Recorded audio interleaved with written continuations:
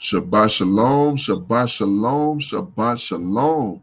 This is your Akazaki Yahoo, and I start this broadcast as I start any broadcast by giving all praise, honor, and great esteem to the Most High Power, Yahuwah, Bahashem, Yahushua HaMashiach, and to the 12 tribes of Israel who are scattered to the four quarters of the earth.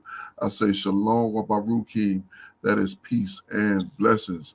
And I cannot wait till the day that the Most High brings us back together, and we are once again 12 tribes, one family, one nation, under the Most High power, under one covenant. Hallelujah. Hallelujah. I am joined this Sabbath afternoon by my most esteemed Ak Kenaniah. Shabbat Shalom, Aki. Hey, Shabbat Shalom, Maki. Shabbat Shalom, Yasharal. Kwam Yasharala. Quam. Hallelujah. Praise Yah. Yes, indeed. We just had a wonderful devotion, getting ready to get into the script and continue in our study of Leviticus. Last night, we were going over the laws of leprosy and how to deal with a man, woman with leprosy and with a building or other garments with leprosy as well. So very educational and informative. And today we pick up in chapter number 15, and we see cleansing unhealthiness. So kind of switching gears from talking about leprosy, and now we're going into uncleanness or unhealthiness. This is the book of Leviticus, chapter 15, and verse number 1. Slick, I didn't put my earphones in. Hold on one second. I know that's going. You know what? We'll skip it. You can hear me all right, Doc? Yeah, Khan, Okay. indeed. We'll skip it then. All right, verse number 1. It says, "And Yahuwah spake unto Moshe and to Aaron, saying, Speak unto the children of Israel, and say unto them, When a man have a running issue out of his flesh, because of his issue, he is unclean." So, Salika, so this is specifically to a person who has an issue of anything in their flesh. If you have a pulse coming out of you, or if you're bleeding, or if you're having any kind of running issue, anything where something is leaving out of your body, going into your skin, and into the onto the earth or onto wherever you are, that is a running issue in the flesh. At that point, you are unclean. Verse 3. "And this shall be his uncleanness in his issue. Whether his flesh run with his issue, or his flesh be stopped from his issue. It is his uncleanness."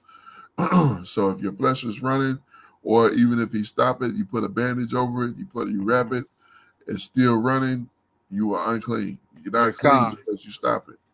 A good explanation, because I was wondering what exactly that meant. Yeah. Just because you put fold something up and put a towel, and then you wrap the towel, but it's still gushing out. And you ever seen people with an injury and it bleed through it? Yeah, Khan. Yeah, that's unclean. That's unclean. It's got to stop bleeding. It's got to stop running in order for you to be clean again.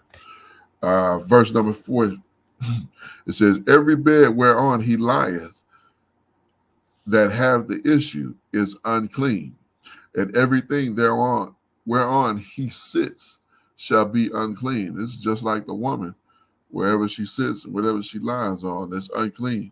So whatever is coming out of this man, whether it be pus, whether it be blood, or any other substance, whatever it gets on is unclean. Verse 5, "And whosoever toucheth his bed shall wash his clothes and bathe himself in water, and be unclean until the evening. And he that sit on anything whereon he sat, and have the issue, shall wash his clothes and bathe himself in water, and be unclean until the evening. And he that toucheth the flesh of him that have an issue, which shall wash his clothes, bathe himself in water, and be unclean until the evening. So you go to somebody and get looked at, and they touch you, they unclean until the evening. They have to try to clean it or whatever they try to do to make it, help it get better, help it heal. They're now unclean by doing that with you. Okay. Verse number 8. And if he that have an issue, and if he that have the issue sit upon him that is clean, he shall wash his clothes and bathe himself in water, and be unclean until the evening. I said sit. That's spit. I hope that wouldn't happen. Let me read that again. Verse number 8. And if he that have the issue spit upon him that is clean. I don't know why that would happen. Maybe by accident. That stuff fly off your lips sometime. Then he shall wash his clothes and bathe himself in water, and be unclean until the evening. So you clean and did what you supposed to do. This brother unclean and somehow got saliva on you. Now you unclean. You got to wash your clothes and be unclean until the evening. Yeah, you got to let that one go, because that could make you mad, but it's your brother. It's so got to let that one go. Verse number 9. And what saddle? Salakia, real quick. You remember? I believe it was in chapter 13. Remember, they were supposed, for the unclean, was supposed to put a mask on, Oh yeah, over the lip. Also cry out, unclean, yeah, unclean. Yeah.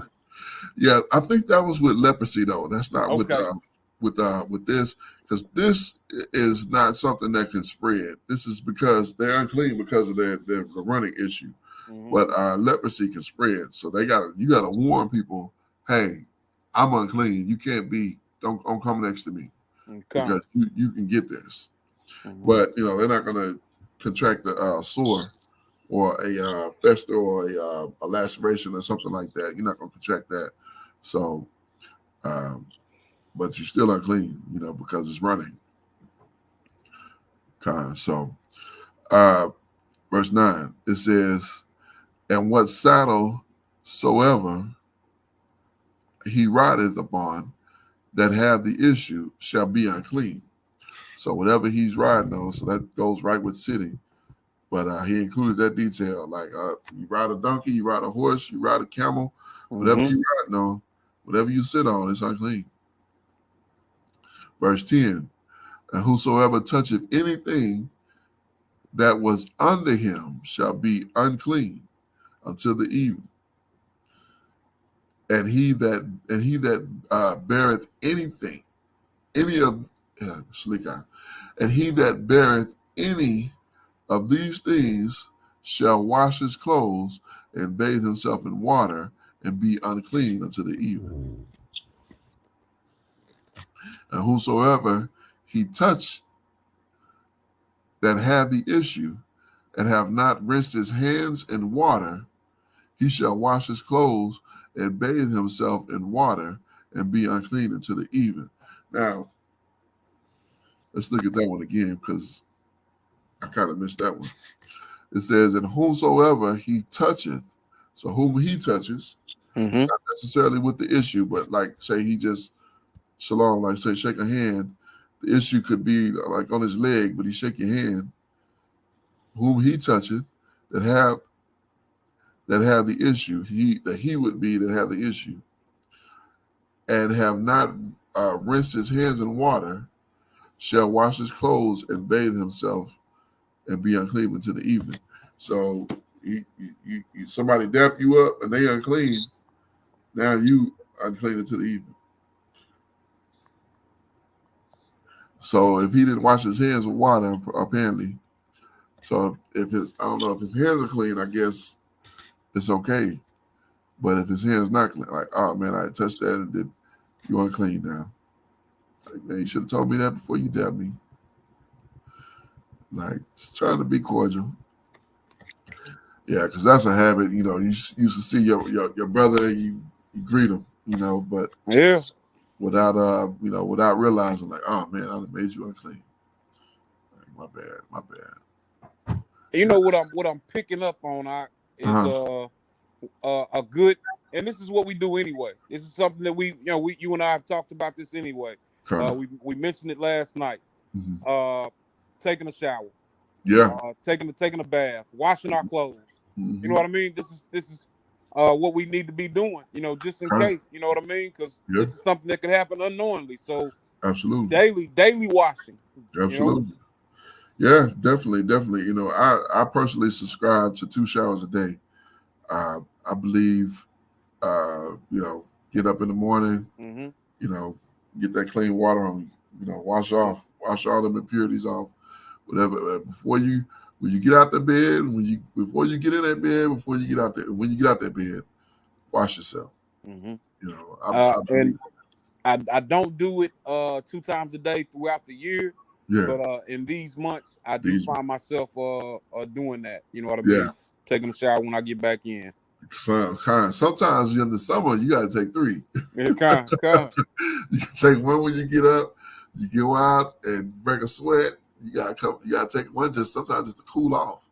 You know what I'm saying? And then before you go to bed, you find yourself in that water again. Like, man, it's because if you don't, especially if you're in a humid place, oh yeah, you'll be sweating. Sitting, relaxing, and sweating at the same time. So, all right, verse number 12. It says, and the vessel of earth that he toucheth, which have the issue, shall be broken, and the vessel of wood shall be rinsed in water. So if it's clay, like pottery, clay, that type of stuff from the earth, that you get rid of that. You can make more. You can make another one of those. Most High said you can make another one of those. Get rid of that. But if it's wood, then rinse it with water. Mm-hmm. Verse 13. And he that have an issue is cleansed of his slick eye. I get so tongue twisted sometimes. Verse 13. And when he that have an issue is cleansed of his issue, then he shall number himself 7 days of his cleanness, and wash his clothes, and bathe his flesh in running water, not just water, but running water, and shall be clean. So you got to wash yourself in running water. That's what the difference in a shower and a bath is. Mm-hmm. A bath is sitting water, but a shower is that running water. And that's what I love. I love a shower. I love that water. That I tend to take cool showers now, especially these time of year. But I love that hot water. If you feeling cold and you get in that hot water, oh boy, it'll heat you up. If you're feeling hot and you get in that cool water, yeah, that's refreshing too. I find myself taking more showers just for the time's sake, for the most part. Yeah. I don't know. I don't sit in the bathtub. I don't have time for that. Who wants to sit in your own? You do that's for babies. right. Verse 14. I'll pray this. And on the 8th day, he shall take unto him. Look at that. Slick eye. He got to bring an offering. You was unclean. Now you made clean. Bring an offering. It's funny because we don't think like this. Right. But in reality, this is what the Most High is showing us. Now that when you've gone from one thing to another, bring an offering. Mm-hmm. And, that's why it kind of made me chuckle because, like I said, this is not our mindset in this day and time. And it needs to be adjusted. So, verse 14, it says, and on the 8th day he shall take unto him 2 turtle doves or 2 young pigeons, and come before Yahuwah unto the door of the tabernacle of the congregation, and give them unto the priest. And the priest shall offer them, one for a sin offering, and the other for a burnt offering. And the priest shall make an atonement for him before Yahuwah for his issue. You got this issue because you did something. So this is what you're making an atonement for. So when the Most High puts something on you, and you'd have been vexed with some kind of an ailment, you need to come. You need to come and bring an offering, and get on your face, and not just be. I know I've had, looking at this is making me reevaluate myself. I know I've had issues where I felt not so good, and then I started feeling better. And I always say, all praise you, Abba. Thank you, Abba, for me feeling better. Thank you, I'm feeling better today than I did yesterday. Whatever the case, but what he's saying is that you need to bring an offering. Mm-hmm. So, yeah, and make an atonement. So, something to keep in mind. Indeed. Yes, Let indeed. me ask you this, Go ahead. What you were saying. Let's say that you've been ill, like we were saying, and then you start getting better, and Right. you acknowledge the Abba for Right. that. Would that be equivalent to making this offering nowadays, so to speak? Or will we go give alms or feed the needy or something, you think? Yeah, I mean, I think in this situation, when we read this in context, verse 14, and the 8th day he shall take unto him 2 turtle doves. So now he's cleansed from his leprosy, or not leprosy, salika. He's cleansed from his issue. We first see that in verse 13. In verse 14, he says, on the 8th day, take unto him 2 turtle doves or 2 young pigeons. Now, these are not expensive items. These are a couple of birds. Mm-hmm. Not like a lamb or a goat. Something that cost a lot more. But you bring a couple of these things, or 2 young pigeons, turtle dove or young pigeons. That was very inexpensive. But yeah, so I definitely would say, we haven't been thinking like this, but now I think, yeah, you definitely got to give something to the Most High. Whether it's, we know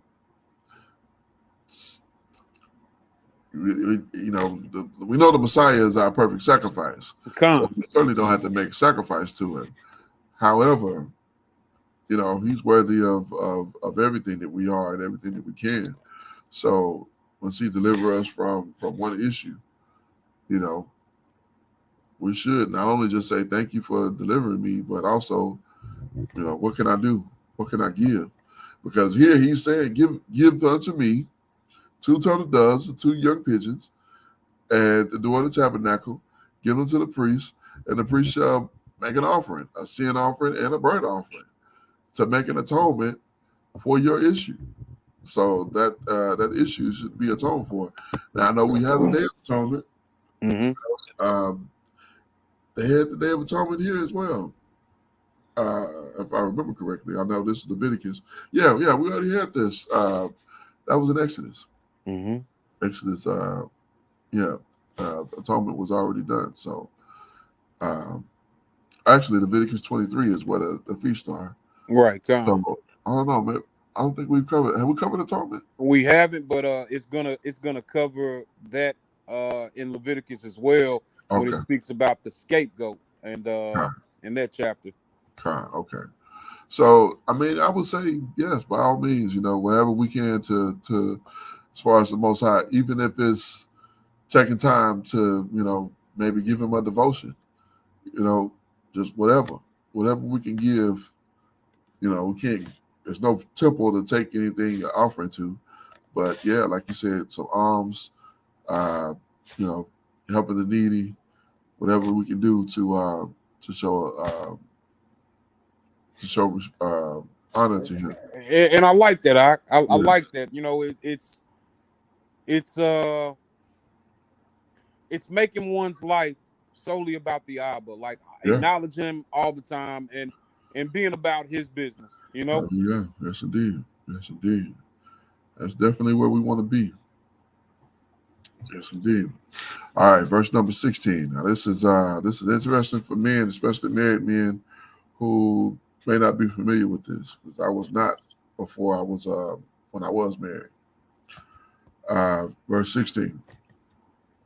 It says, if any man's seed of copulation go out from him, then he shall wash all of his flesh in water and be unclean until the evening.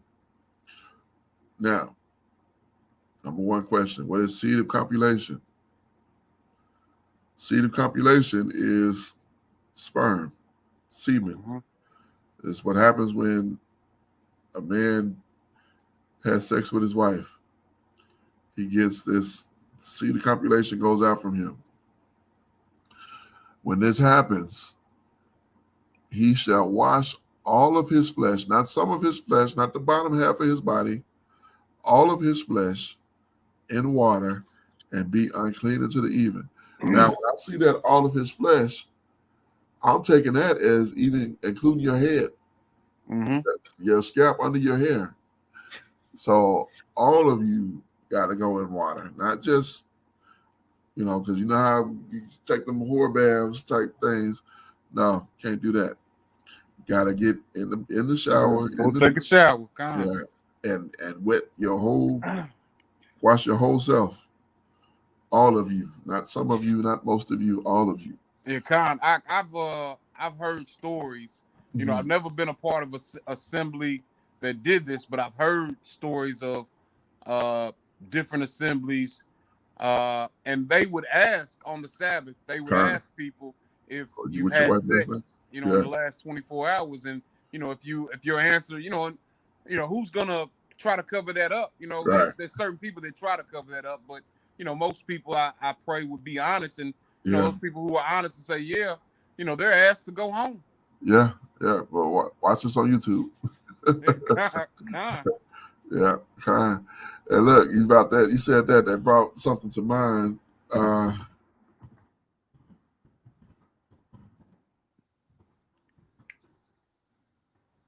Hold on one second, let me find the script.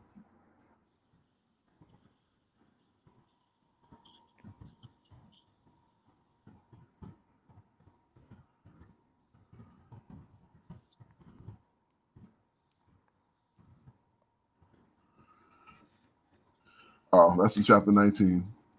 Well, let's go to it real quick. Because we said that about the line. And we're actually gonna get to 19 today, y'all willing? Oh, we will. Okay, kind. So let's just get out. We'll get to that. So we'll remind me when we get to that to we'll point out that part. So all praises. Yeah. So if any man see the copulation go out from him, he shall wash all of his flesh in water and be unclean until the evening. Now, the topic of what came to my mind when I first started looking at this is and we've talked about this as well. When the typical time that husbands and wives spend time together is when it's time to go to bed at night. They have that time together. They go to bed and they spend that time and then they go to sleep. Then they wake up and they get ready for the next day. They take their shower after they get up. But guess what? Even though you're taking a shower, you got to be unclean until the evening. So that night you lay down and go to sleep. Before you go to sleep, you have time with your wife. You are unclean until the evening. So that means when you wake up that next morning and you take your shower, you have your breakfast, you go and do whatever you're going to do. When you walk out your door and you see, not only that, when you come to the Most High in the morning and say, "Thank you, Abba, for waking me up," you unclean. Yeah, yeah. When you walk out your door and you see your mishpachah, your brothers, your sisters, and you greet and shalom, shalom, good to see you. You know, praise God for another day. You unclean Indeed. because you was with your wife last night, and so you unclean because you unclean until the evening, and then guess what? You unclean to the evening. The sun goes down. Now you clean, and guess what you do? You go right back to bed with your wife. Yeah, God. And you unclean again. So you in a perpetual state of uncleanness all week. And then comes Yom Shishi. You like, oh, tomorrow's the Sabbath. I can't be unclean for the Sabbath. So we're not gonna do nothing tonight. So we're just gonna go to sleep. And then you wake up and now you actually clean for the Sabbath. But for all the other 6 days, you unclean. And every time you see your brother, every time you dap your brother, every time you spread that cleanness. Hey, Con. I got a You know, precept. and This right, is Con. the Abba that we serve and all of his goodness. This is Hallelujah. coming from Ezekiel chapter 36 and verses 25 through 28. We might need to start at maybe 24, just where we have context, where we can understand that this is a future prophecy. 24. Yeah, I believe so. Let's see. For I will take you from okay, Con. That's a good spot to start.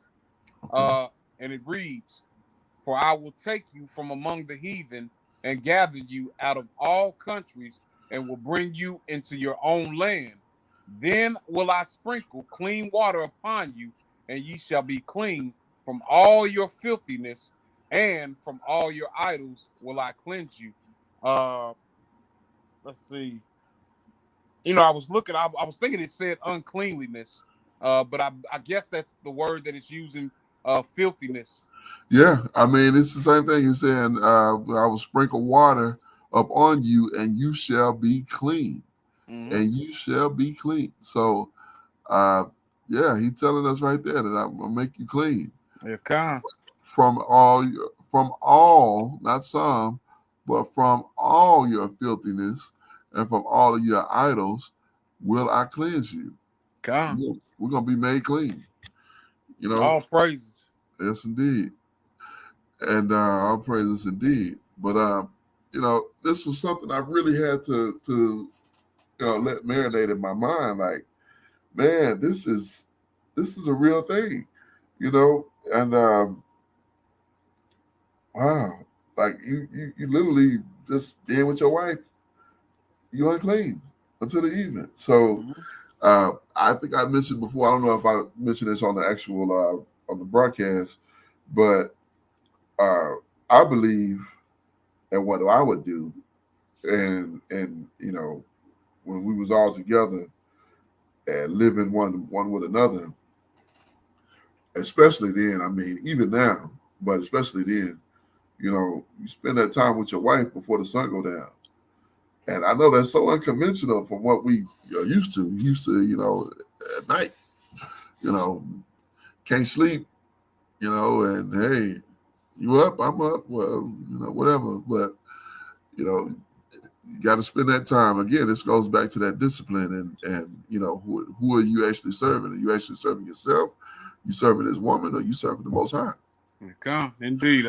So, spend that time with your wife before the sun go down and wake up. Once you're done with that, cleanse yourself. And when the sun goes down, now you clean. So when you wake up in the morning, you clean because you didn't have, you did that before the sun went down. You go take your shower and you do your devotion, you take your shower, and you go out and greet your people, and you clean. You completely clean. Do your work. Once your work is once your work is done, you go home. You spend that time with your wife, and take your shower, and you clean when the evening comes. Con. And that's how you stay clean. That's how you not walking around in a perpetual, continuous state of uncleanliness. So, I don't think that they skipped Yom Shishi. I think they just did their business before the sun went down. So when the sun went down, it was time to sleep. That's it. Wasn't no I'm gonna do this and that, and then because you think you had to have a torch because in the dead of night, they didn't have electricity back then. Okay. In the dead of night, you had to have fire to see. Mm-hmm. You know what I'm saying? So you trying to wash, you can't even wash yourself worth anything because you can't see nothing. Trying to get water together, you have to hardly have that set up and trying to watch. Just go to sleep, go to bed, go to sleep, wake up, get your stuff together, and be clean. And get unclean only for a little while. Right. So, yeah, that's the way I see it. So, I mean, it's definitely something that we're gonna have to be mindful of when we all are together. You know what I mean? yeah, kind, absolutely. I think that's the only practical, just the only practical thing. You know, to looking at this as for what it says. This is the only way it can be practical. Say you rise up early and get started. Now again, this is captivity, so we're dealing with things in a captive mindset. But in a free mindset, you rise up early. You own your own land, so you don't have to worry about you know money per se. Your main concern is your food and making sure you got what you need for your family. So you're dealing with your crops, you're dealing with your herds, you're dealing with your flocks, all these things, and you rise up early to deal with that. Then taking care of what you got to take care of. Probably by about 3 o'clock in the evening, you do with your work. Mm-hmm. So you got from 3 till sundown. In the wintertime, that's like 5. So you got like 2 hours. Go home, eat something, or maybe eat afterwards, whatever the case. I don't know. Eat after the sun go down. I don't know. Probably not eat after the sun go down because it'll be dark. In that, you know. But yeah, just kind of changing the whole perspective because again, we've been given this mind frame of, you know, and we got that from these heathen. I believe. I believe this is the way we would have done it in our own land with our own, because I don't want to be unclean when I see my brothers. Okay. You know, I don't want to be unclean when I do my devotion and to the Most High in the morning. So, all praises. Verse 17. It says, "In every garment and every skin whereon the seed of copulation, whereon there is the seed of copulation." So everywhere it gets on, shall wash with water and be unclean until the even. So everything that gets on. So now again, this is what he's telling us here. Every garment and every skin whereon is the seed of copulation shall be washed with water. So you got to get up and wash this thing. You can't just be. I mean, you got to have some light to do that. Okay. You can't be doing this in the pitch of dark. You got to wash this in water and be unclean until the even. Now, of course, we got lights in our dwelling, lighting in our dwellings, electricity, all of this good stuff, and that makes things a little bit more convenient for us. But think about this from an antiquity standpoint. How would they have done this in antiquity without electricity? Would they have a candle?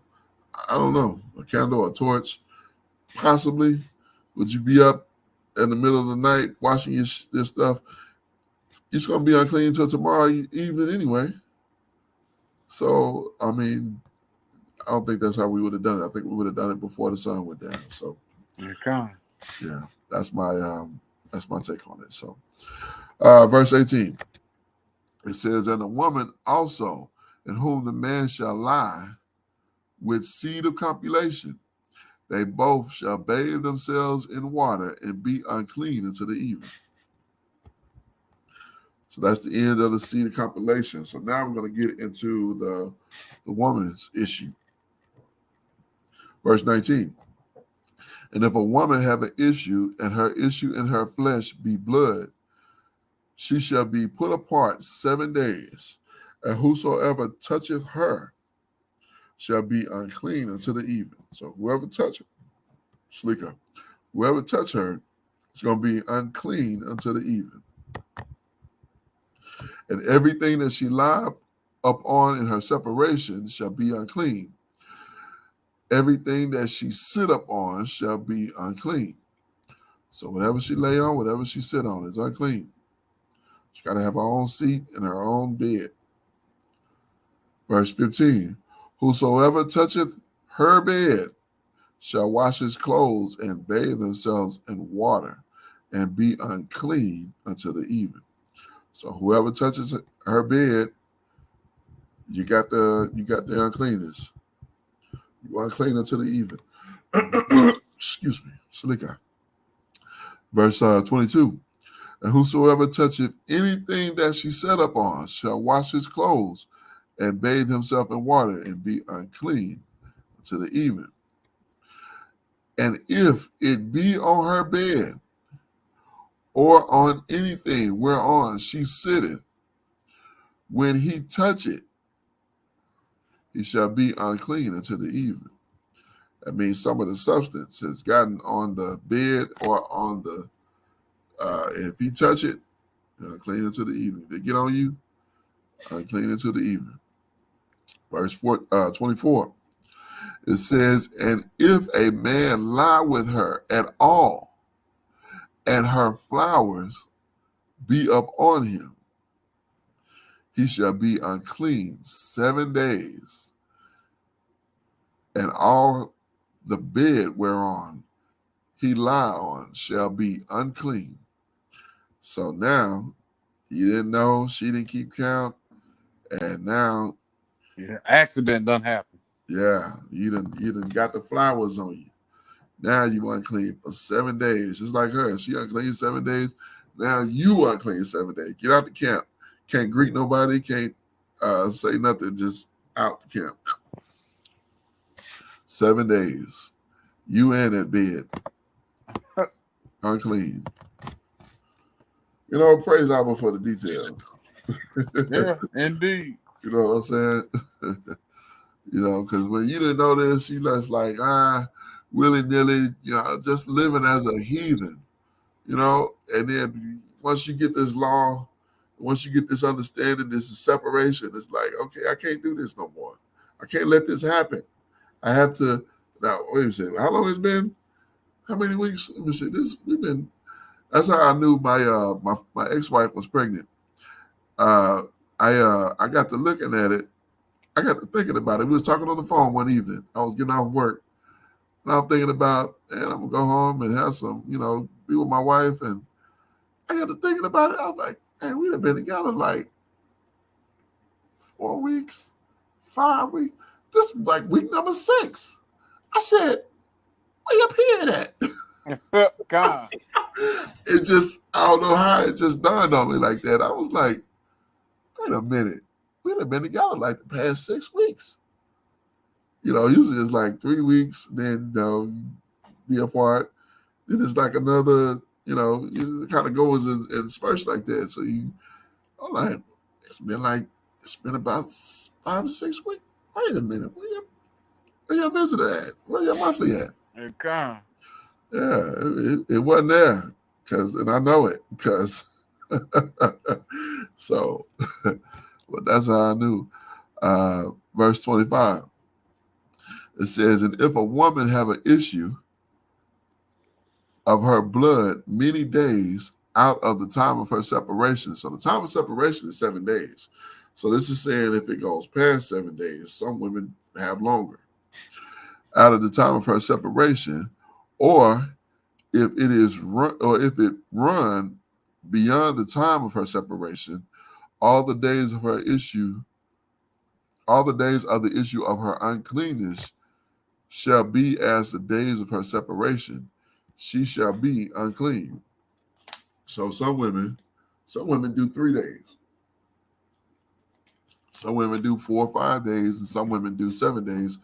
But there are a segment of women who may do 8, 10, maybe 12 days. Some women 14 days.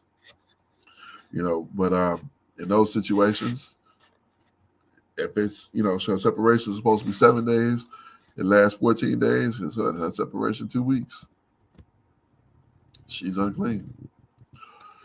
Verse 26, every bed whereon she lie, all the days of her issue, shall be unto her as the bed of her separation, and whatsoever she sit on shall be unclean, as the uncleanness of her separation.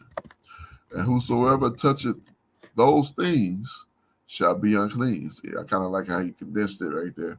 Whoever touched those things, he didn't say the bed or the chair. He said those things shall be unclean. Whatever it may be. Yes, indeed. Whatever it is. Whatever it is, indeed. And wash his clothes in water and bathe. And wash his clothes and bathe himself in water. I'm adding water where I didn't see water. I guess I took that wash his water. And bathe himself in water and be unclean until the even. Verse 28. But if she be cleansed of her issue, then she shall number to herself 7 days, and after that she shall be clean. Wow. It's 2 weeks, at the shortest, Wow. So she gets 7 days, and then you get. So look, all I'm seeing here is discipline. Yeah, man. Discipline. So she unclean for a week. She unclean for 7 days. And then when she come off, she got another 7 days, and then she clean. She not clean when it's over. She clean when it's 7 days after it's over. God. So that literally leaves in a month. That leaves 2 weeks for her to be with her husband. Yeah. Wow. I didn't realize this. Actually, I talked with Mac, and he was telling me about it. I didn't understand what he was saying, but now that I read this, like, wow, yeah, that was a cut right there. Indeed. I'm cut from reading the script. Yeah. All right. Verse 29. You think men don't need 2 wives? If you got one, you're gonna be in. Woo. I don't know what Isaac was doing. Right. That's rough. Verse 29. It says, and on the 8th day she shall take unto her 2 turtles. That's of course turtle doves. I always want to reiterate that because somebody simple would think it's a reptile. 2 turtles or 2 young pigeons, and bring them unto the priest to the door of the tabernacle of the congregation. And the priest shall offer one for a sin offering, and the other for a burnt offering. And the priest shall make an atonement for her before Yahuwah for the issue of her uncleanness. So again, we see an atonement being made for something that we think of as common. It's common. We reference it as a monthly. This is a monthly thing. Well, I would say you owe me a monthly atonement. You owe me a monthly atonement. Of course, Hamashiach is our atonement, but this goes to say, you owe the Most High. We owe him. Indeed. In everything. So, verse 31. Thus shall you separate the children of Israel from their uncleanness, and they shall that they die not in their uncleanness. When they defile my tabernacle, that is among them. Now, this is what the point of all this is to be able to deal with the tabernacle of the Most High. But again, this is the way that He is given unto us to deal with Him. Mm-hmm. So, and we know the tabernacle is now is what is this body. Indeed. So, yeah, we definitely got to deal in righteousness and cleansiness, as the Most High would have us to. Verse 32. This is the law of him that have an issue, and him whose seed goes out from him, and is defiled therewith, and of she that is sick of her flowers, and of him that have an issue, of a man, and of a woman, and of him which lieth with her, that is unclean. So that's an interesting chapter. Mm-hmm. lots of information, meat on that bone. Well, let's continue to chapter 16. It's the book of Leviticus, chapter 16 and verse 1. We'll try to go through this one a little bit more quick. But, and I think this was the one that we were speaking about with the atonement. I believe with Aharon making the scapegoat. I believe we're going to read that. Okay. Yeah. Okay. The law of atonement. Chapter 16 and verse 1. It says, and Yahuwah spake unto Moshe after the death of the two sons of Aharon, and when they offered before Yahuwah and died. So we know that a few chapters ago that they offered what I would call strange fire, and he slayed them, and they had to carry them out of the camp. So, verse 2, it says, and Yahuwah spake unto Moshe, speak unto Aharon and your brother, that he come not at all times unto the set apart place within the veil before the mercy seat, which is upon the ark, that he die not, for I will not appear in the cloud of the mercy seat. Upon the mercy seat. Go ahead. For I will. Oh, Salika. Let me read that again. And Yahuwah said unto Moshe, speak unto Aharon your brother, that he come not at all times into the set apart place, wherein the veil before the mercy seat, which is upon the ark, that he die not, for I will appear in the cloud upon the mercy seat. So if he come in there and the Abba is there and he see him, guess what? Or his representative is there and he see him, he said, no man can look upon me and live. That's what he told Moshe. So you see him in there, that's it for you. Indeed. Aharon. Verse 3. Thus shall Aharon come unto the set apart place with a young bullock for a sin offering and a ram for a burnt offering. So he not looking for no little birds. He wants some substance. You bring a young bullock and a ram, not or a ram. He said and a ram. Mm-hmm. These are high value animals. Verse 4.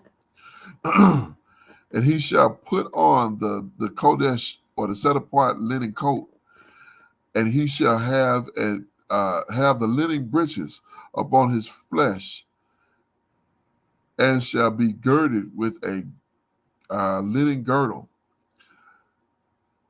and with the linen mitre shall he be attired. These are the set apart garments. Therefore shall he wash his flesh in water, and so put them on. So again, he's reiterating how how important it is to be clean. You put on the set apart garments. Before you put on the set apart garments, wash yourself in water. I've gotten into the habit of before we, even if we doing this virtually, before I do this, I want to take a shower. I want to be clean. Just to get into this word. One, I feel better because I've been sleeping and waking up and so on and so forth. So, verse 5. I'm trying not to ramble too much. Verse 5. And he shall take of the congregation of the children of Israel 2 kids of the goats for a sin offering, and 1 ram for a burnt offering. And the Aaron shall offer his bullock for a sin offering, which is for himself, and make an atonement for himself and for his house. So before he gets an offering for somebody else, he got to make an offering for himself and his house. So that makes absolute perfect sense because he was not, the only one that wouldn't have to do that would be Hamashiach, which is why he is our perfect high priest king after the order of Melchizedek. Verse 7. And he shall take 2 goats and present them before Yahuwah at the door of the tabernacle of the congregation. And Aaron shall cast lots upon the 2 goats, 1 lot for Yahuwah and the other lot for a scapegoat. Yeah, I remember when I first read this. This was so confusing. I was not clear, but I talked to Quab and he gave me a little bit better understanding of it. Satan cannot atone for sin. So, yeah, just to put that out there, Satan cannot atone for sin. It takes a perfect lamb without blemish to atone for sin. Verse 6. And the Aaron shall bring the goat upon which Yahuwah have let me start that over. And the Aaron shall bring the goat upon which Yahuwah's lot fell, and offer him for a sin offering. But the goat in which the lot fell to be the scapegoat shall be presented alive before Yahuwah to make an atonement with him, and to let him go for a scapegoat into the wilderness. I think the scapegoat is Satan. I think that's what it is. Initially, it seemed like that, like the sacrifice goat should be the evil one, but no, that's the righteous one. You got to sacrifice and lead the good one, and the evil one you let it go into the desert. Verse 11.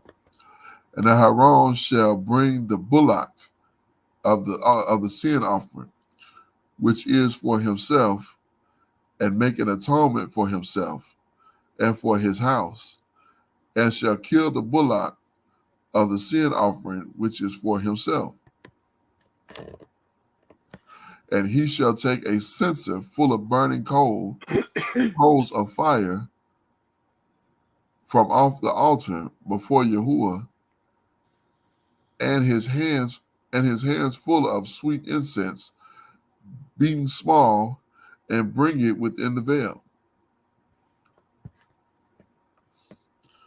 So yeah, he's getting all of the ceremony together here. Verse 13. And he shall put the incense upon the fire before Yahuwah, and the cloud of the incense may cover the mercy seat that is upon the testimony that he died not. So the cloud got to cover the mercy seat because that's where Abba's going to be.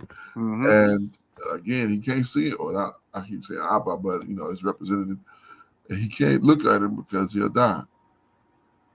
That's why he had that. They had that rope tied around him. If he dropped, right, they'd be able to pull him out. Yeah, be able to pull him out of there because you can't walk up in there. That's where the seat is. And then he had remember he talked about the around his garment, the bell and the pomegranate, the bell and the pomegranate. Okay. So they can hear him in there moving around. He stopped moving around. Up, he done died. Pull him out. Oh. He done dropped dead. I heard a thud. Right, come. Yes, indeed.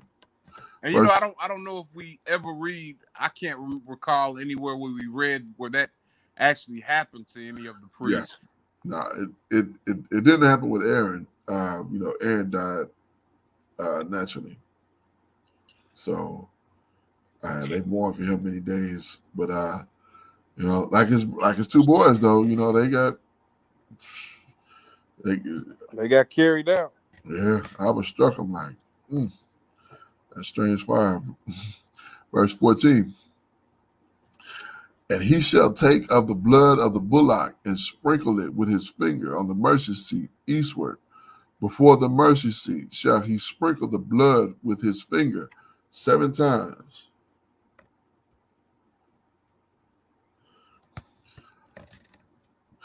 Then shall he kill the goat for a sin offering, that is for the people, and bring his blood unto the veil, and do with the blood as he did with the blood of the bullock, and sprinkle it on the mercy seat before Yahuwah. Slick before the mercy seat. See, I just be in certain stuff. I don't know how they come from. I just had that in my mind. Sprinkle it before Yahuwah. No, sprinkle it before the mercy seat. That's where Yahuwah's seat is. So I don't know why my mind does that. Verse 16.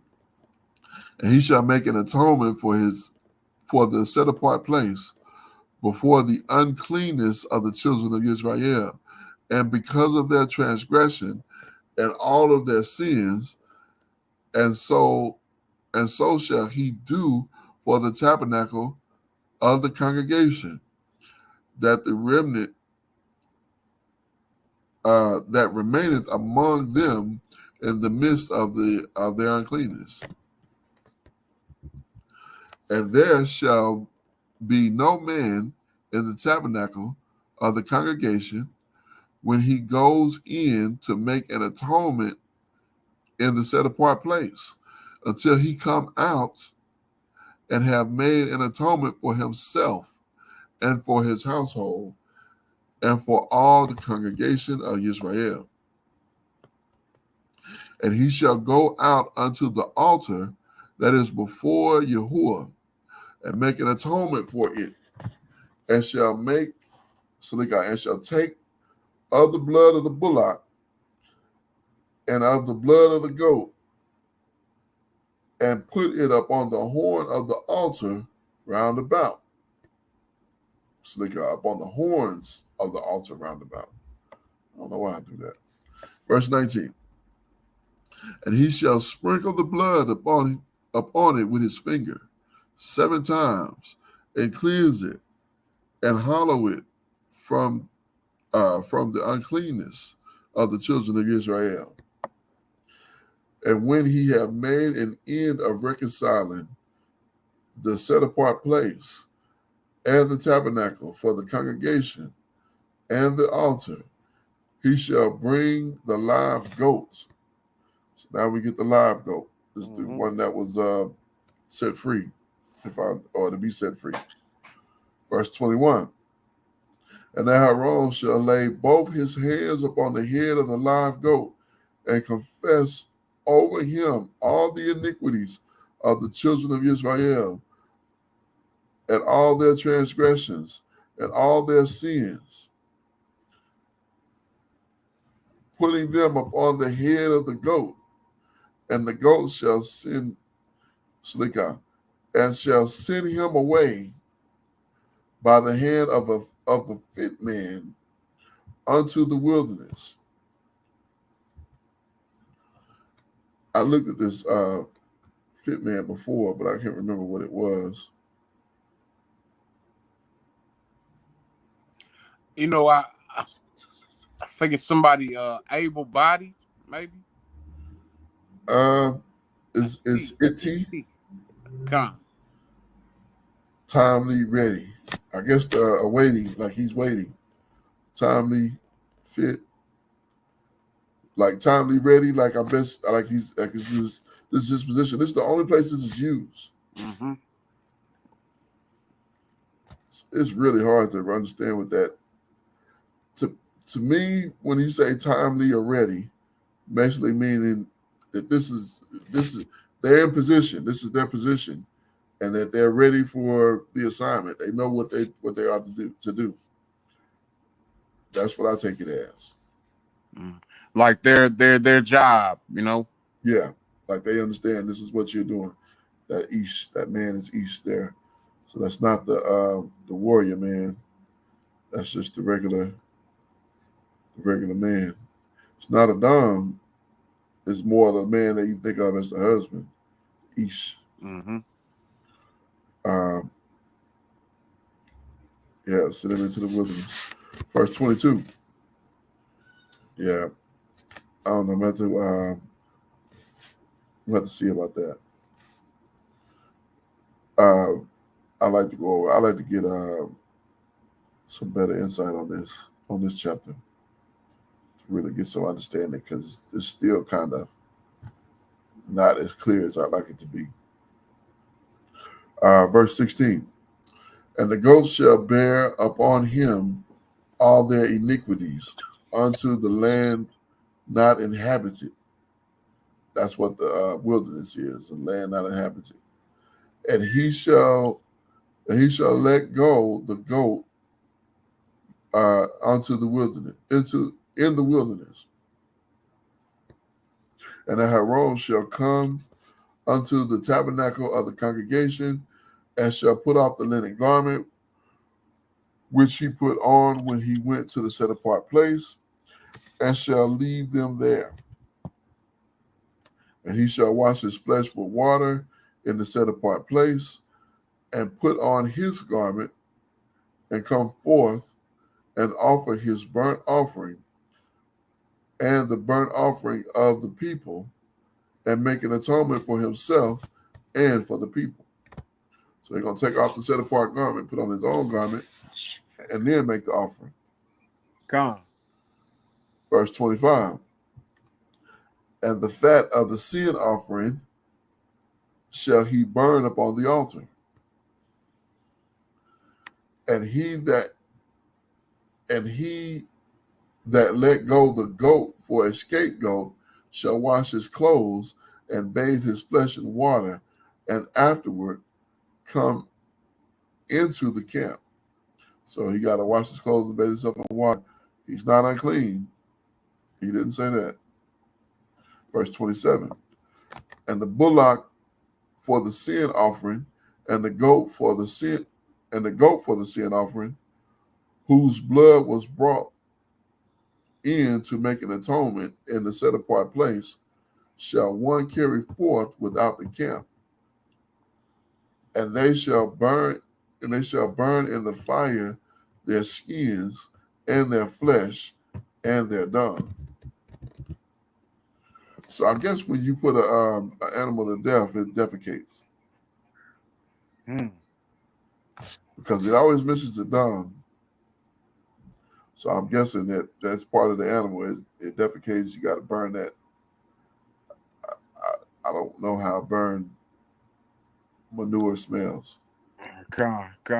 Don't sound appealing.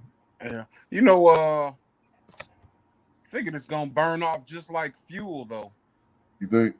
That's what I'm thinking. Because I want to say, some dung is actually used for like fuel. Yeah, I know it's used for fertilizer, and fertilizer can be, explosive. So yeah, that definitely makes sense. That definitely makes sense. So, verse 28, it says, "And he that burneth them shall wash his clothes and bathe his flesh in water, and afterwards shall come into the camp." Once again, he's not unclean. So this may be the Day of Atonement, an annual atonement. So this may be going into the Day of Atonement here. Verse 29. And this shall be a statute forever unto you, that in the 7th month of the 10th day of the month you shall afflict your soul and do no work at all, whether it be one of your own country, or a stranger that sojourn among you. For on this day shall the priest make an atonement for you and cleanse you, that you may be clean from all of your sin before Yahuwah. It shall be a Sabbath of rest unto you, and you shall afflict your soul by a statute forever. Now, now that we're here, let me see something.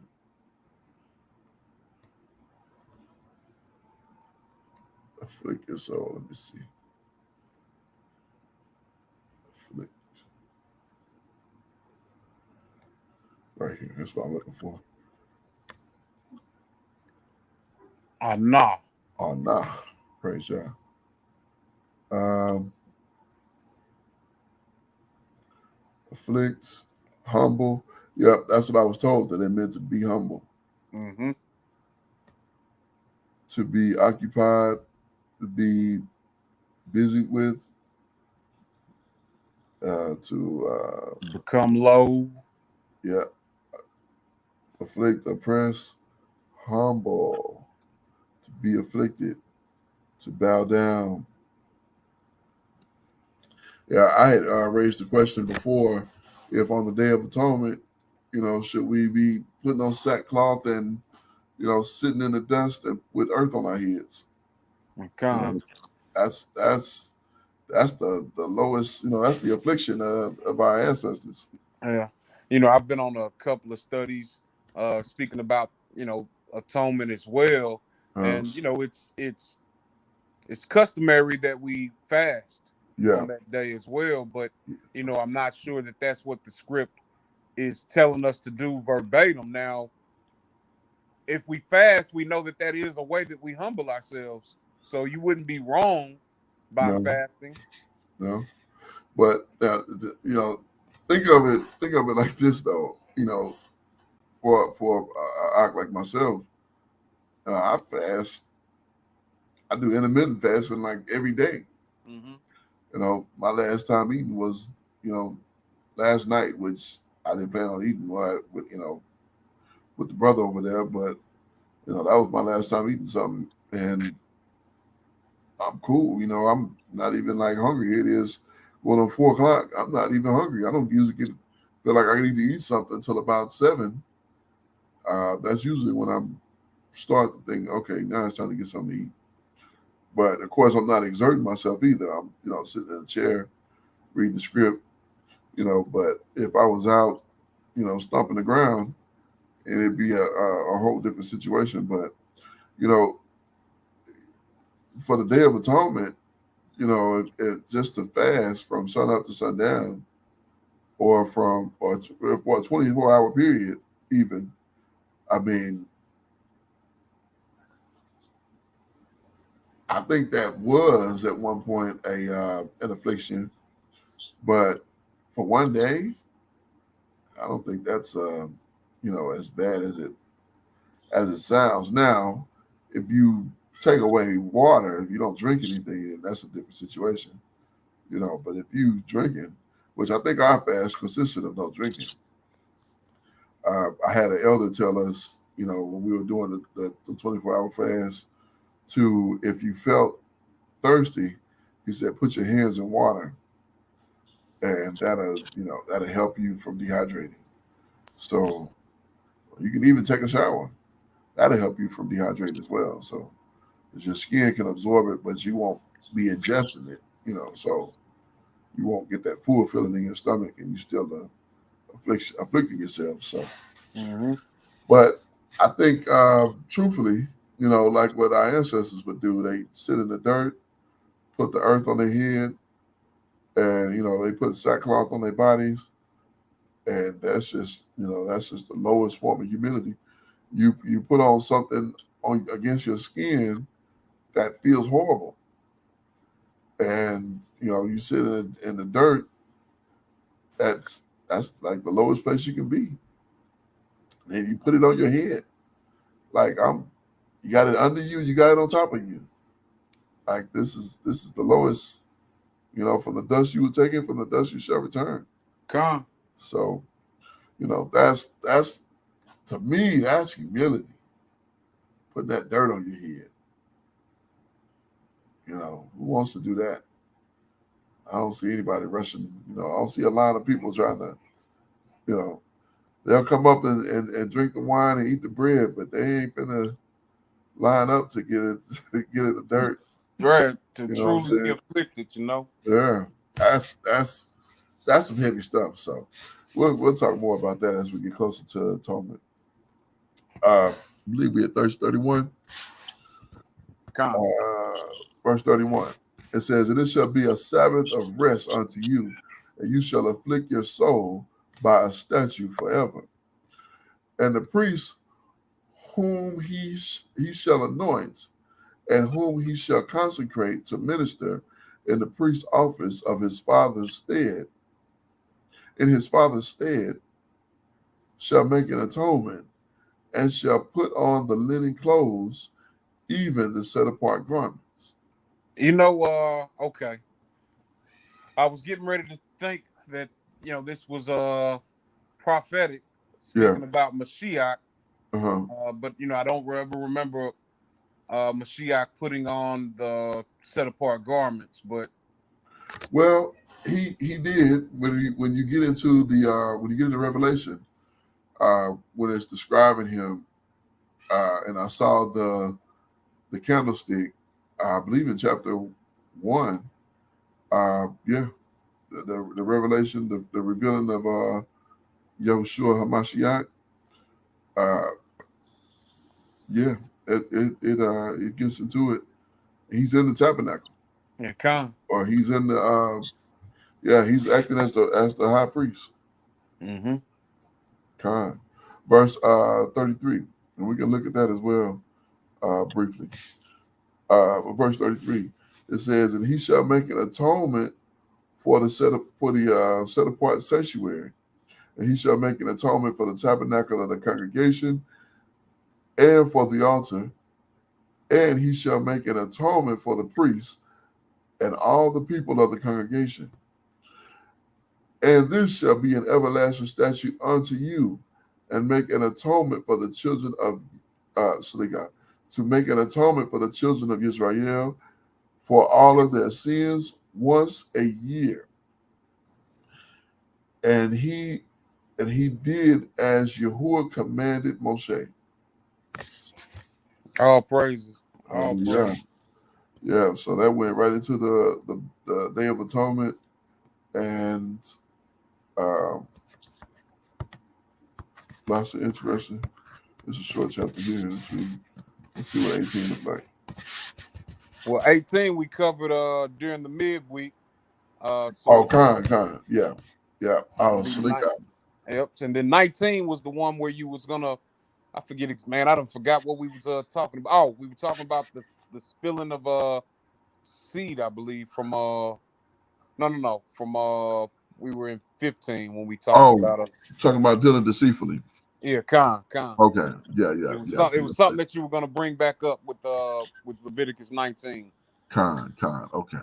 Uh, So we'll do 17. We'll skip 18, and then we'll do 19. So con. let me edit this real quick. 15 through 17, comma, then 19. All right. Yeah, because we did do that during the week. 17, comma, 19. I'm glad you told me that because I kind of I forget, but it didn't, resonate with my thinking. So, all right, chapter 17. Go ahead and pick this one up, Bach, if you will. Con. This is the book of Leviticus, chapter 17. Blood for atonement. Verse 1. And Yahweh spake unto Moshe, saying, Speak unto Aharon and unto his sons, and unto all the children of Israel, and say unto them, This is the thing which Yahweh hath commanded, saying, What man soever there be of the house of Israel that killeth an ox, or lamb, or goat in the camp, or that killeth out of the camp, and bringeth it not unto the door of the tabernacle of the congregation to offer an offering unto Yahweh before the tabernacle of Yahweh, blood shall be imputed unto that man. He hath shed blood, and that man shall be cut off from among his people. Whoa, wait just a moment. Indeed. Wait just a moment. And see, some people who prescribe to the idea that we're not supposed to be eating meat would use this as saying, see, but it's not telling us not to kill an animal. It says if you do so, you bring this to the Most High and Right. offer a sacrifice. Right. What man soever, therefore, of the house of Israel that killeth an ox or a lamb or a goat in the camp, or kill it out of the camp, and bring it not unto the door of the tabernacle of the congregation, and offer an offering unto Yahuwah before the tabernacle of Yahuwah, shed blood, blood shall be imputed unto that man. He has shed blood, and that man shall be cut off from among his people. So yeah, you got to give your it's just, you can't just go out and just see again. He's just a separation, and that's where we got to get understanding. This is how we are separated from them. We operate like this; they operate like that. Con. They kill for sport. Exactly. Exactly. And I think this is exactly what he's getting away from. And not just as necessary, not just a sporting event, but they kill and they take what they take their kill and they go and eat and they go about their business. They don't praise the Most High. They don't give any kind of sacrifice, any kind of reverence. They just operate and see, we being his people set apart, we can't do that. He's given us specific instruction. If you kill something outside the camp, inside the camp, and you don't bring it and offer it to me, you getting cut off from your people. You want to be like the heathen, you go be with the heathen. Okay. All praises to the Abba for that clarity, because I was like, what am I reading here? Mm-hmm. But yeah, that's exactly what it is. That's exactly what it is. It's the separation of the children of Israel to set apartness away from these other people and how they do things. Yep. All praises. Hallelujah. Clarity, Yes, indeed. Yep. Verse 5, to the end that the children of Israel may bring their sacrifices, which they offer in the open field, even that they may bring them unto Yahweh, unto the door of the tabernacle of the congregation, unto the priests, and offer them for peace offerings unto Yahweh. And the priests shall sprinkle the blood upon the altar of Yahweh at the door of the tabernacle of the congregation, and burn the fat for a sweet savor unto Yahweh. Yeah. And they shall no more offer their sacrifices unto devils, after whom they have gone a whoring. This shall be a statute forever unto them throughout their generations. See, right there, they give their offerings to idols, to devils.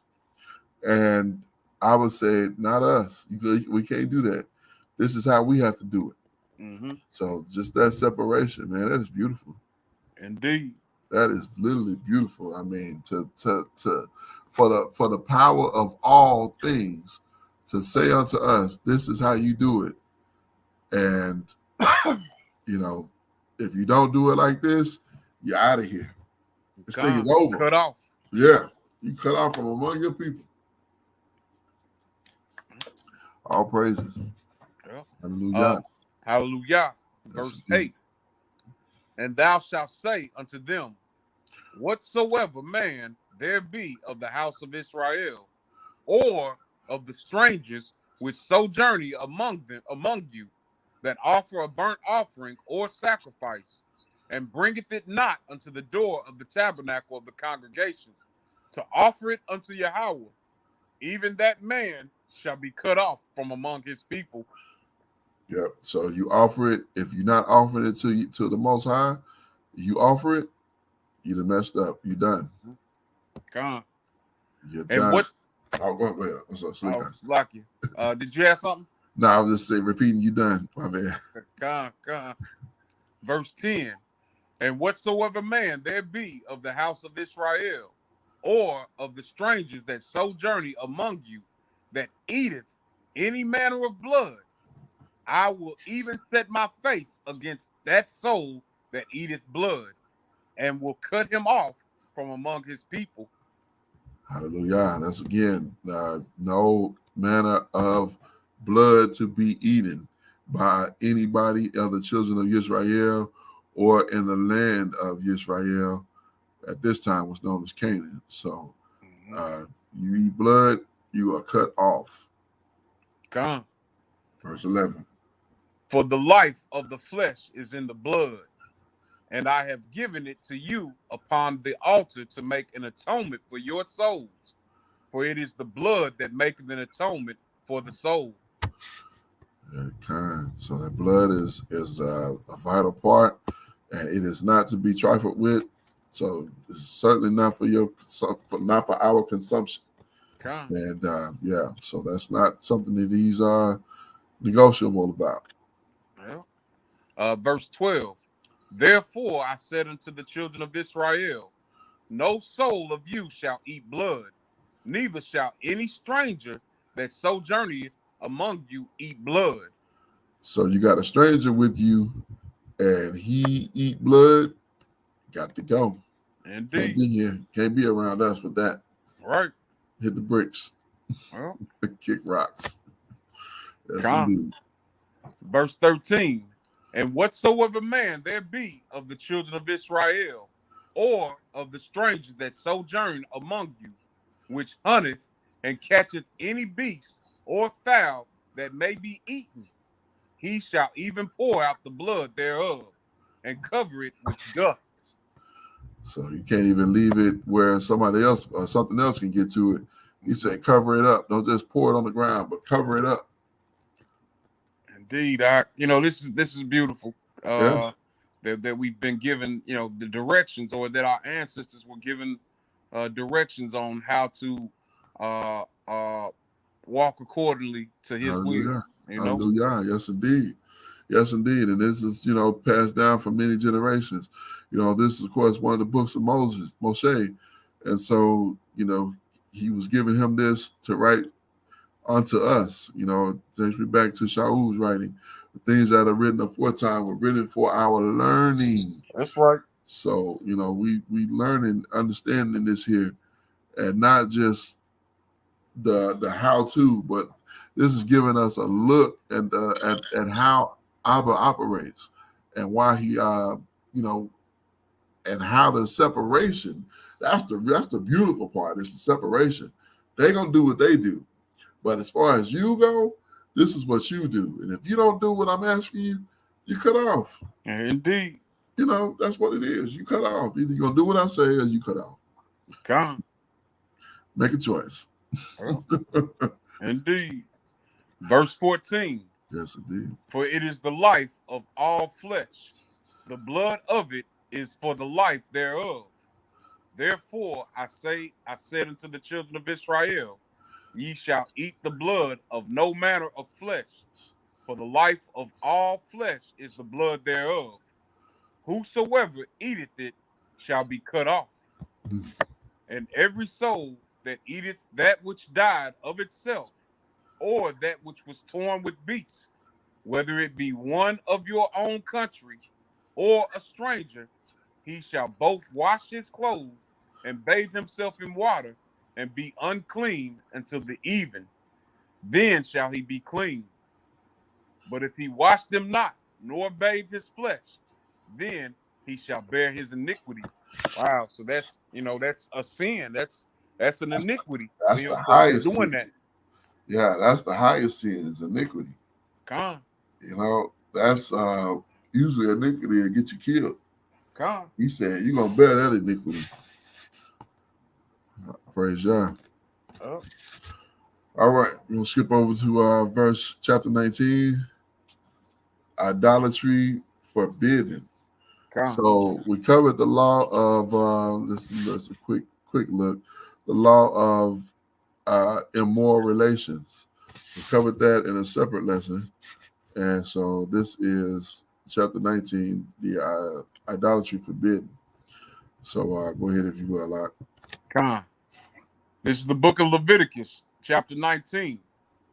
And Yahweh spake unto Moshe, saying, Speak unto all the congregation of the children of Israel, and say unto them, Ye shall be set apart, for I, Yahweh, your power, am set apart.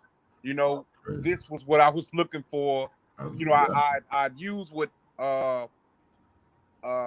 Peter had spoke about us being a royal priesthood when we brought out the lesson on Leviticus 18 earlier in the week.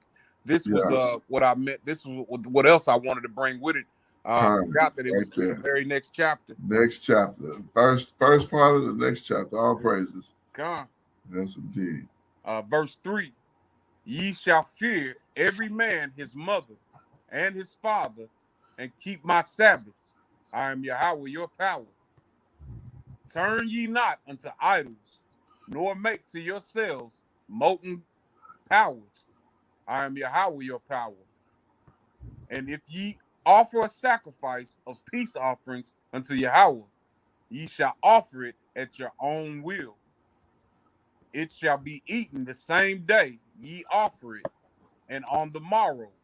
And if aught remain until the third day, it shall be burnt in the fire.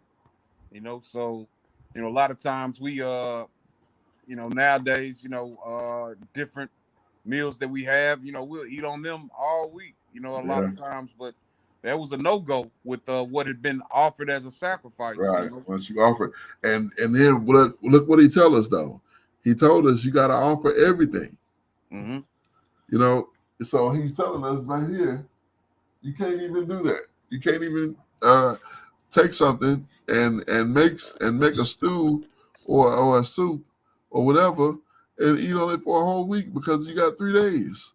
Okay. Then it's an abomination. Everything has to be offered to him. You can't kill nothing and not offer it to him. That's what he just told us. Mm-hmm. Yeah. So that's really putting things in perspective. We was off before because we didn't in ignorance, but now that we read this and get an understanding of it, unless you're talking about a plant, anything with you shall offer the same day tomorrow. A sacrifice, offer a sacrifice, peace offer. Okay, well maybe this is more specifically about a peace offering. Okay.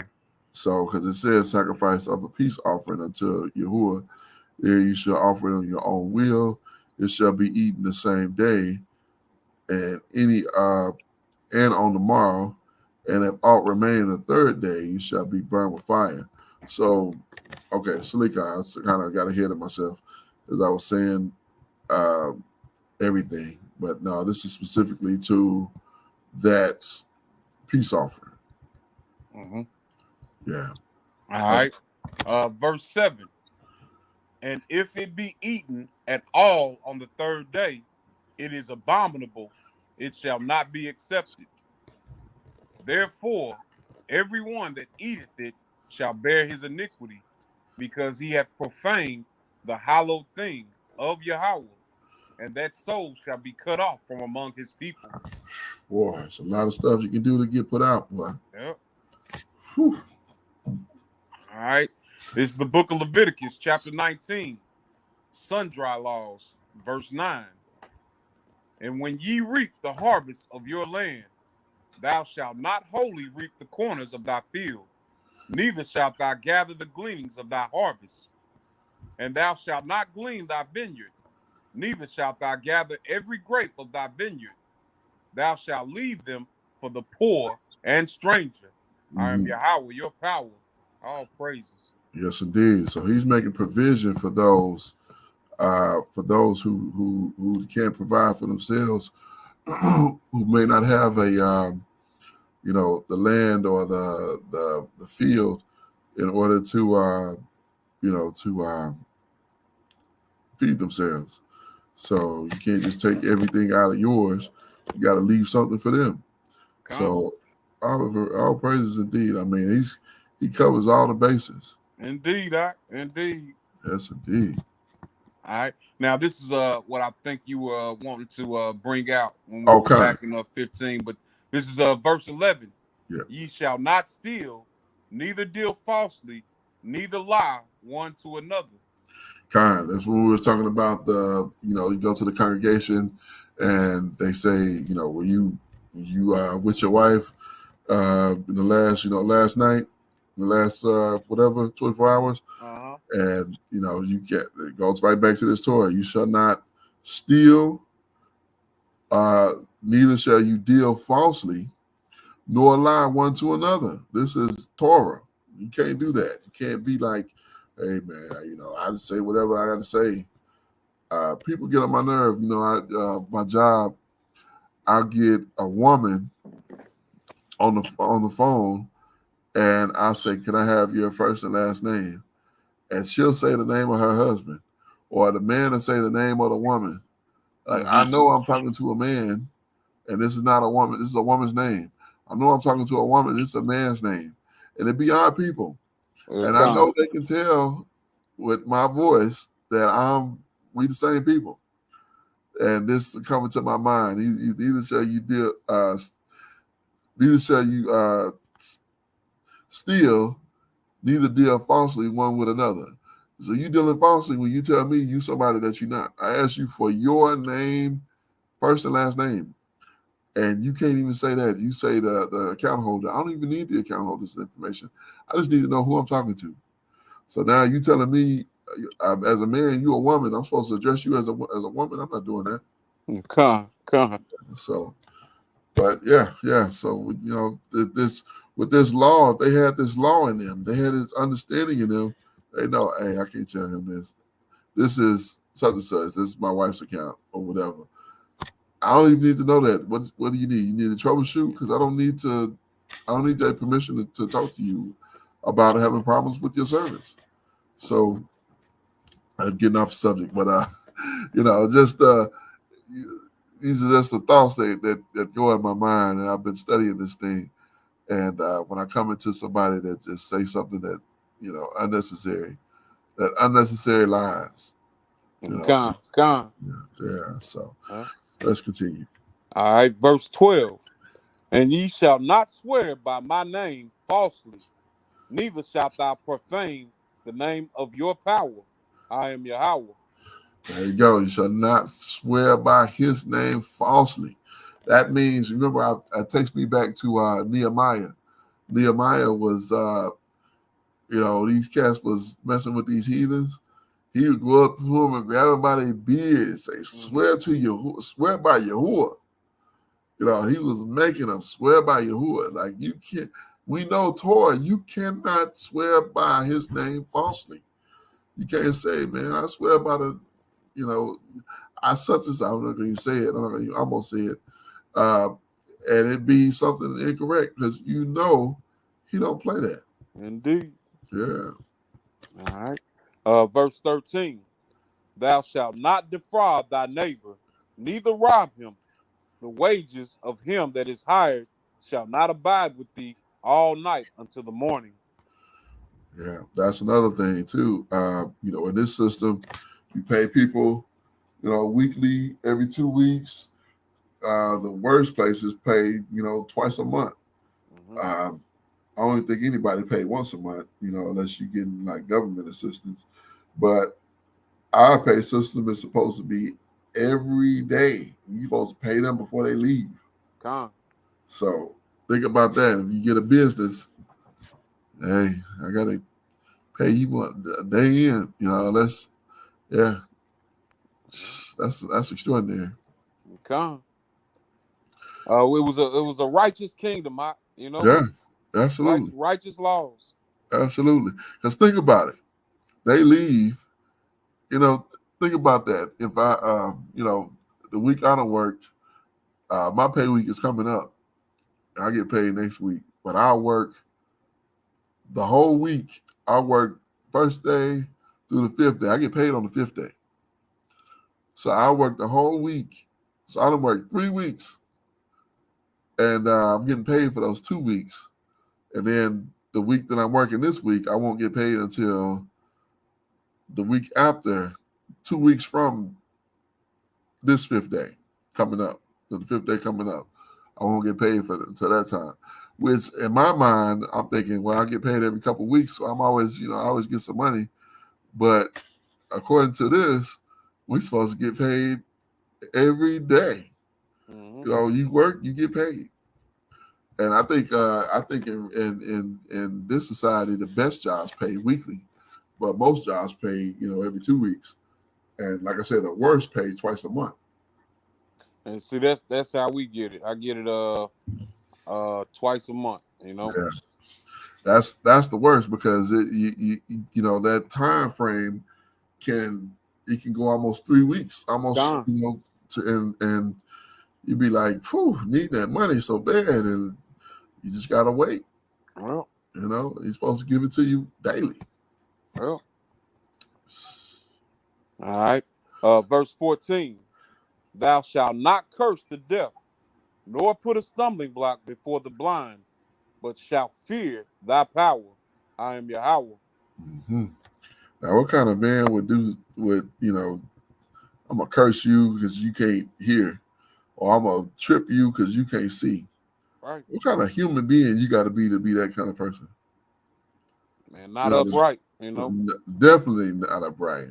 Definitely. So, yeah, but he's telling us don't do this. If these things come in your mind, don't act on them because this is not something I'm gonna tolerate. Come. Indeed. All right. Verse 15. Ye shall do no unrighteousness in judgment. Thou shalt not respect the person of the poor, nor honor the person of the mighty, but in righteousness shalt thou judge thy neighbor. Hallelujah. Praise God. In righteousness, judge your neighbor. Well, Praise God. verse 16. Thou shalt not go up and down as a talebearer among thy people, neither shalt thou stand against the blood of thy neighbor. I am Yahweh. All right, let's take a look at that talebearer. Indeed, good And looking. yes, indeed. Uh, Rakia. Rakia. Mm-hmm. Praise God. Slanderer, talebearer, uh, carry tales. Slanderer, talebearer, informer. Yeah, such and such was running you down yesterday. What? Right. What they say? But to me, it's saying like lying. Slandering is lying. Yeah, with like slanderer, talebearer, always absolute. It's really not a Scandalmonger. scandal. Yeah. So yes, but you carrying tales. Slander, like slander to okay. So to me, slander is like basically profaning your name. Like I'm making your name worth lose value. That's slander. Uh, let's look at that and let's look at that in the dictionary just to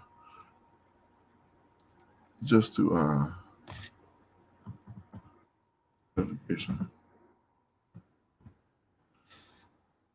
Oh, I hate when that happens. I hit the wrong button.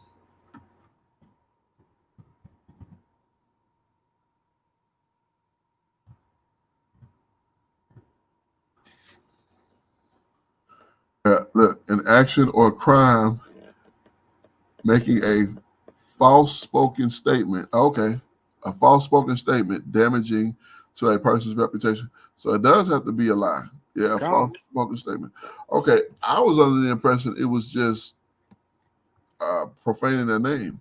Yeah, like I mean, think about it. You know, some situations you might want somebody to be aware of. You might not. Your intentions might not be to run this person's name in the dirt, but you want them to be. You want this other person to understand who this person is dealing with. You know. Now, if you were to make stuff up, you know, you're a talebearer. I got you. I got you. All praises. So I was under the impression it was like not necessarily like a lie, but obviously we seeing that it is a lie. So I was under the impression it was just stirring up, like you say something to somebody to start trouble, you talebearing. So even though they might have said, you know, such and such should comb his hair, then you go to, yeah, man, he was on your hair, man. Your hair was, he was talking about, you know, and then now you done created friction where friction necessarily didn't exist. They were just making a statement about the person, and now you go and make it into something else. Yeah, you know, and y'all willing, we'll get into the Book of Sirach, but the Book of Sirach speaks about people who meddle in many matters. Yeah. So it could be problematic if you're always telling folks business, whether it's true or not. You know, it's not your job to meddle in everyone's affairs. Exactly. So that's what I thought of when I thought of a talebearer, but slandering. What I thought of slandering, it might not necessarily be. It may be true, but is it necessary for them to really know? If I, you know, you say something simple like, man, they car sure got a lot of scratches on it. Like somebody take that and go and make it into, yeah, man, they was talking about your car. Right. Said, you know, that type of thing. Yeah, I said that, and yeah, I did feel that way, but I didn't mean any harm by it. It's just, it's what it is. It's like, yeah, your car got scratches. And then now you went and told somebody else, and now they are riled up, ready to fight because you said something about their car. Which, you didn't mean it like that. It just was, you know, just a statement that you made. And that's what I took as a talebearer. So maybe I was wrong on that. And it does have to be more along the lines of lying and making up stuff. So, all right, let's continue. Verse 17, thou shalt not hate thy brother in thine heart. Thou shalt in any wise rebuke thy neighbor and not suffer sin upon him. Shalika. This is my favorite law right here. This is my favorite law. These two verses. If you don't mind, I'll read that one more time. Verse 17. Thou shalt not hate thy brother in thine heart.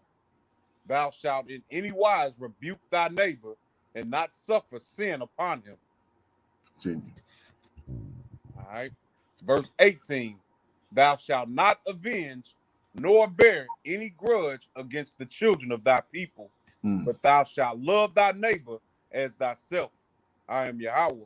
Hallelujah. All praises. You know, I think about every movie that I've seen, every instance that exists where somebody did a drive-by shooting, where there was a problem, a conflict, and it resulted in gunfire and somebody getting murdered, somebody getting killed, somebody getting shot, somebody getting paralyzed of our people. And if we had this law in us to understand that you shall not hate your brother in your heart, you shall in any wise rebuke your neighbor, give him strong correction, and not suffer sin upon him. Don't do that. That is not how we do things. But this one, number 18, every time I've heard or seen or you know, on a movie, in person, in life, such and such was shooting, they were shooting, he got shot, they did. You know, I just heard yesterday, my barber told me his son got killed the first of this year, the first part of this year, the first month of this year. Oh, wow. He told me before that, the last he had told me before that was his son was in prison. His son got out of prison and was murdered. Shot to death. Shot to death by his girlfriend. Wow. The very woman that he spent his time with. But it wasn't, and he told me it wasn't her fault because he came over there, he kicked her door in. I mean, he was just wild. He was just on some real wild stuff, some not normal type stuff. And yeah, she shot him, and he's dead. And this man, only son, only child, Wow. and yeah, no parent wants to bury their child, even though your child may be a menace, may be something that they shouldn't be. No parent wants to bury their child, but man, that is a hard thing. But you think about that. Uh, you shall not avenge, nor bear any grudge. You think about all the retaliatory things that our people have done in this land. The Bloods and the Crips, the Vice Lords and the GDs, and all this other foolishness, all this other nonsense, drive-by shootings and shooting innocent bystanders, and all of this foolishness. You shall not avenge nor bear any grudge against the children of your people. It cannot be written any more plain. This cannot be any more clear. I'm gonna get some more scripts out or some more flyers out, and definitely add that script to it, because that's exactly what we're facing now in our communities. Exactly. The brother said, what did he say? Uh, not games. What's the group that he had that we went to go see a few weeks ago? Ballers not bangers. Yeah, ballers not bangers. Bosses not bangers. Bosses not bangers. That's it. Bosses. Yeah, con. He talked about some of the stuff they did in their youth, and now they were adults, and they showing respect to one another. And if we'd have had this, how many? I just wonder. You got to ask, not ask, but you got to wonder how many times did you let off gunfire in the direction of one of your brothers that may or may not cost somebody their life? He probably can't tell you. He probably couldn't even answer that. But nevertheless, he served time in prison and all of these type of things. And now the brother is, trying to do some positive things. But man, if we'd have had this, if we'd have been instilled with this from the gate, I never saw this in the church. All my life, I grew up in church for over 30 years. I never heard anybody read this. I never saw this on a program. I never saw it as a scripture reading. I never saw it as I'm gonna read this line, you read this line, you read this, and you know how they do that in the church. I never saw that. I don't know if CME did that, but the Baptists, you get the program, the speaker read, then the members read. Call response. Yeah, call response. That's exactly what it's called. And then at the end, it say all. Everybody read. Yep, and yeah. We never read this. We never read this. I don't understand why we never read this in the church. I don't understand why this should have been taught to us from our youth, from being babies. Mm-hmm. You shall not avenge nor bear any grudge against the children of your people. You know what this would mean? This would mean no so-called black on black violence. If this was in our people, no black on black violence would exist. You shall love your neighbor as yourself. I am Yahuwah. All praises. Man, that is so powerful.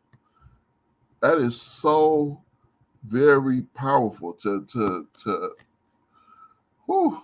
And powerful, and at the same time, my heart can't help but to drift down to my stomach because I see what I see in these streets, Right. Exactly.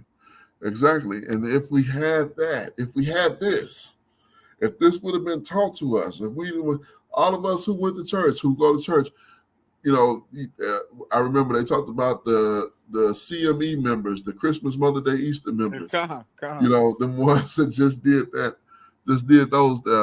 If you know that that's what you're gonna deal with, why not read this all 3 of them times? You got visitors coming just because it's Mother's Day.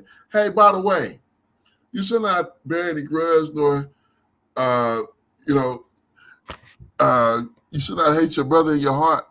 You shall anybody's rebuke your neighbor and not suffer sin upon him.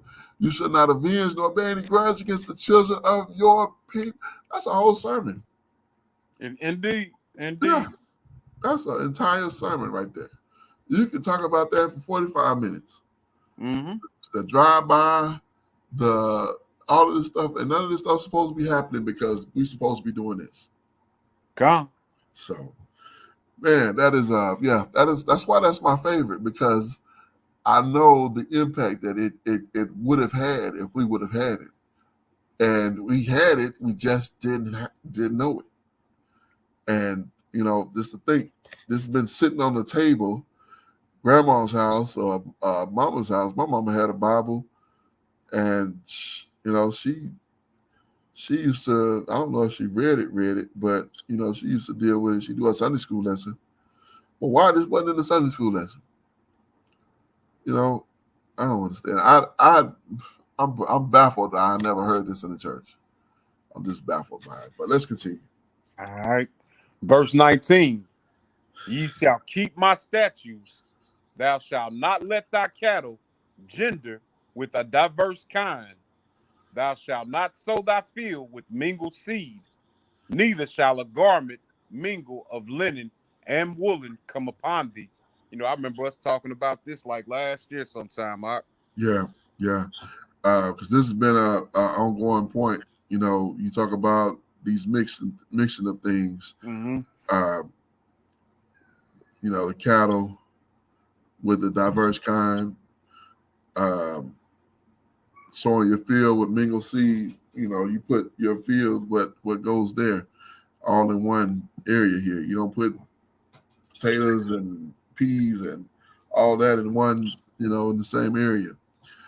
Neither shall a garment mingled of linen, which is of the earth, and woolen, which is of an animal, come upon you. Now, you people that read this and say, "Oh, that's 100." You got to have 100% fabric. Can't be mixed. You got to be 100% cotton. No, that's not what it's saying. It's saying linen and woolen. So that don't mean 100%. That means you don't mix plants and animals. Indeed. Yes, indeed. All right. So verse 21. No, Slakia, verse 20. Okay. And whosoever lieth carnally with a woman that is a bondmaid, betrothed to an husband, and not at all redeemed, nor freedom given her, she shall be scourged. They shall not be put to death, because she was not free. And So he shall. Salaki, you got something? I was gonna say, so you take a woman who is a bondmaid, that's basically a slave, and she's betrothed. She's supposed to be with probably her master, whoever she's with, and they lay with her. She wasn't free to make that decision, so she's not going to be put to death. Okay. Verse 21. Yeah. And he shall bring his trespass offering unto Yahweh, unto the door of the tabernacle of the congregation, even a ram for a trespass offering. And the priest shall make an atonement for him with the ram of the trespass offering before Yahweh for his sin which he hath done, and the sin which he hath done shall be forgiven him. Hey, don't do that. Okay. Verse 23. And when ye shall come into the land, and shall have planted all manner of trees for food, then ye shall count the fruit thereof as uncircumcised. 3 years shall it be as uncircumcised unto you, it shall not be eaten of. Wow. So you plant and then grow for 3 years, you can't eat it. And that smacks me in the face right there. Back in 2013, I believe, my father had come up here and we planted 2 apple trees, back in the backyard. And I want to say not the first year they didn't produce apples, but maybe the second year I think I started seeing little apples, and they was little small, Yeah. immature apples, but Yeah. I remember eating of it, just to be hyped because I got an Yeah. apple tree. Got apples, yeah, out the earth. Yeah, and and again, this is right there, it's right back to that discipline. He put like, hey, you gotta wait 3 years. You know how disciplined you gotta be to say, it's apples out there, I'm not gonna eat them because it's not time. That is nothing but discipline. That's nothing but saying, look, most High say this is what it is, and this is what I'm gonna do. Yeah. But and all praises that this is that we're returning to this covenant. Hallelujah. Yes, indeed. And we know, when we know, we do better. That's it. That's it. Like you said, at the time of your ignorance, when you sin in your ignorance, he winked at it. Like, all right, I got you. I got you. But now we know. Hey, now we plant them trees. We got 3 years. Indeed. Yeah. Verse 24. But in the 4th year, all the fruit thereof shall be set apart to praise Yahweh withal. Hallelujah. And in the 5th year, ye shall eat of the fruit thereof, that it may yield unto you the increase thereof. I am Yahweh, your power. Ye shall not eat anything with the blood, neither shall ye use enchantment, nor observe times. Praise God. So that goes right into a question, not eating the blood. We beat that, in chapter 17. We read that, I think, 5 or 6 times. Okay. Now we see it again. Neither shall you use enchantments nor observe times. Enchantments would be like, let's see what this says as far as that goes. But I know like something like on the Ouija board, or anything like that nature, fooling with some zodiacs, some horoscopes, and all that other crap. Dealing with none of that. I had women ask me, "What's your sign?" I said, "Hebrew."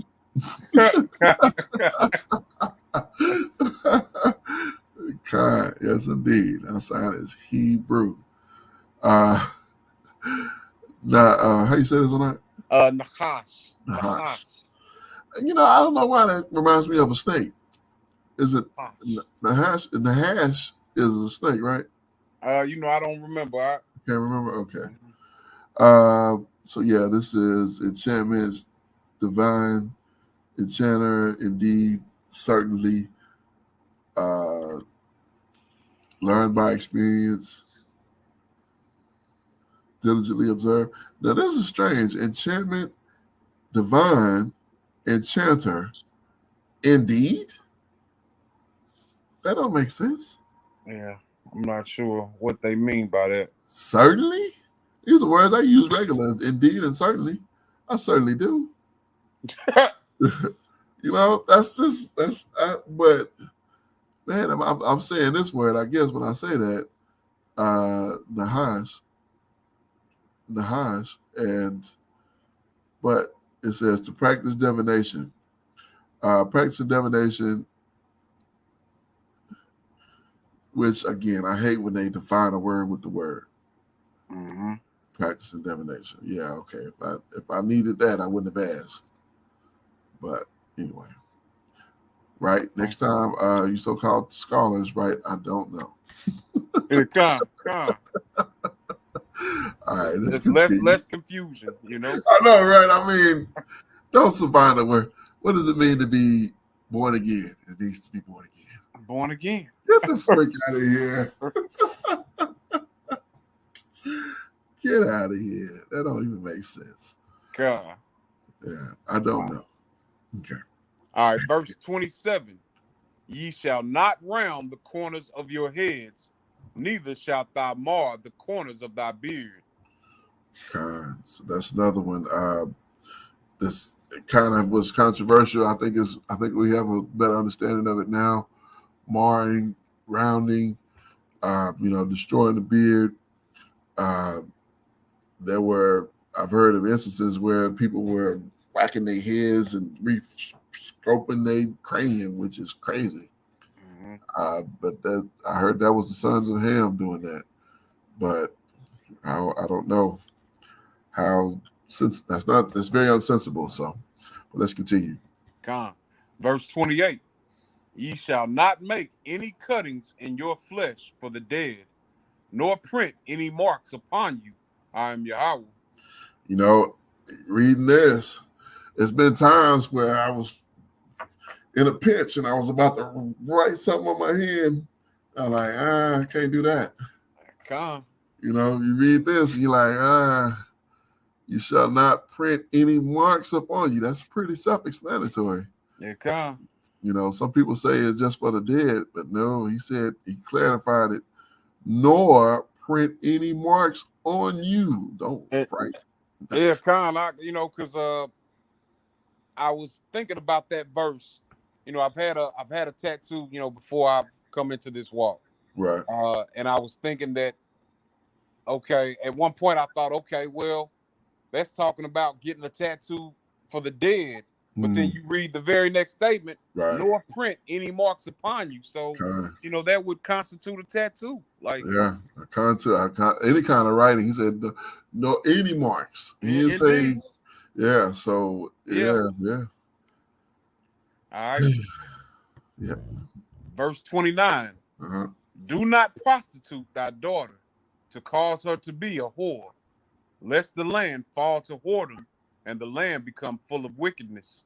Full of wickedness. So when you allow your daughter to prostitute, when you prostitute your daughter and she becomes a whore, the land can fall to whoredom and be filled with wickedness. And what do we see now today?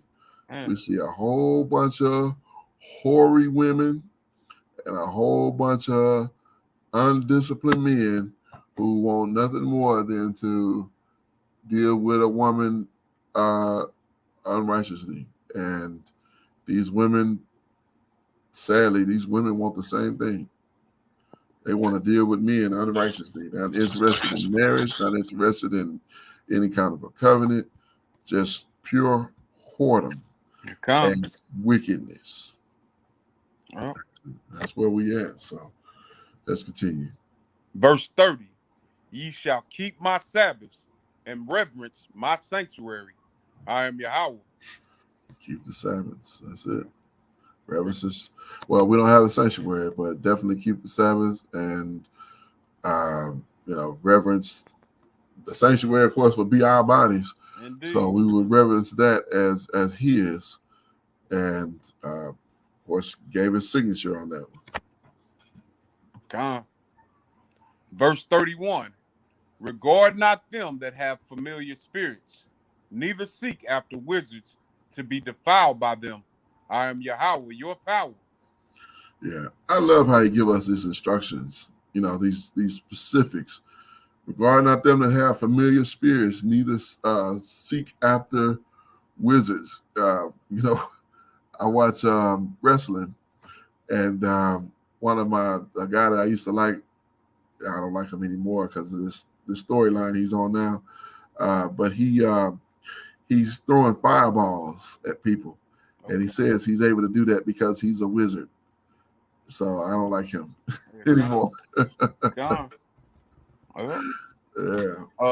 Quite a few shows that I used to like would deal with people saying that it's magic. You know what I mean? And it's no longer things that I prescribe to, things that I watch anymore. No. Yeah. Once you come into that knowledge, you see things completely different.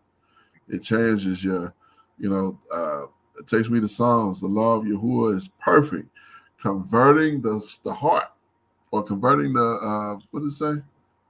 The law is perfect at converting the heart. Converting the heart. Con. I was just saying, make me go to it. I can't remember if I'm saying it right or not. But yeah, converting the heart. Yes, indeed. All right, let's continue here. Verse 32. Thou shalt rise up before the hoary head and honor the face of the old man and fear thy power. I am Yahweh. Once again, I mean, just that separation. Like you rise up. You don't just, hey, how you doing? How you doing, old timer? No, you don't do that. You stand up and show reverence to this man who'd have been living, who the Most High have allowed to get to this old age, and that he's a hoary head. You know, I was thinking about this. My father was 70 when he passed, and he had more black hair than he had gray. I don't think I'm on the gray. You know, I'm 40. I got a few strands, but I really don't believe I'm gonna get. I don't think I'm gonna be hoary head, even if I live past 70 into my 80s and 90s. Even I don't think I'll get hoary headed. I don't think it's in my DNA. Wow.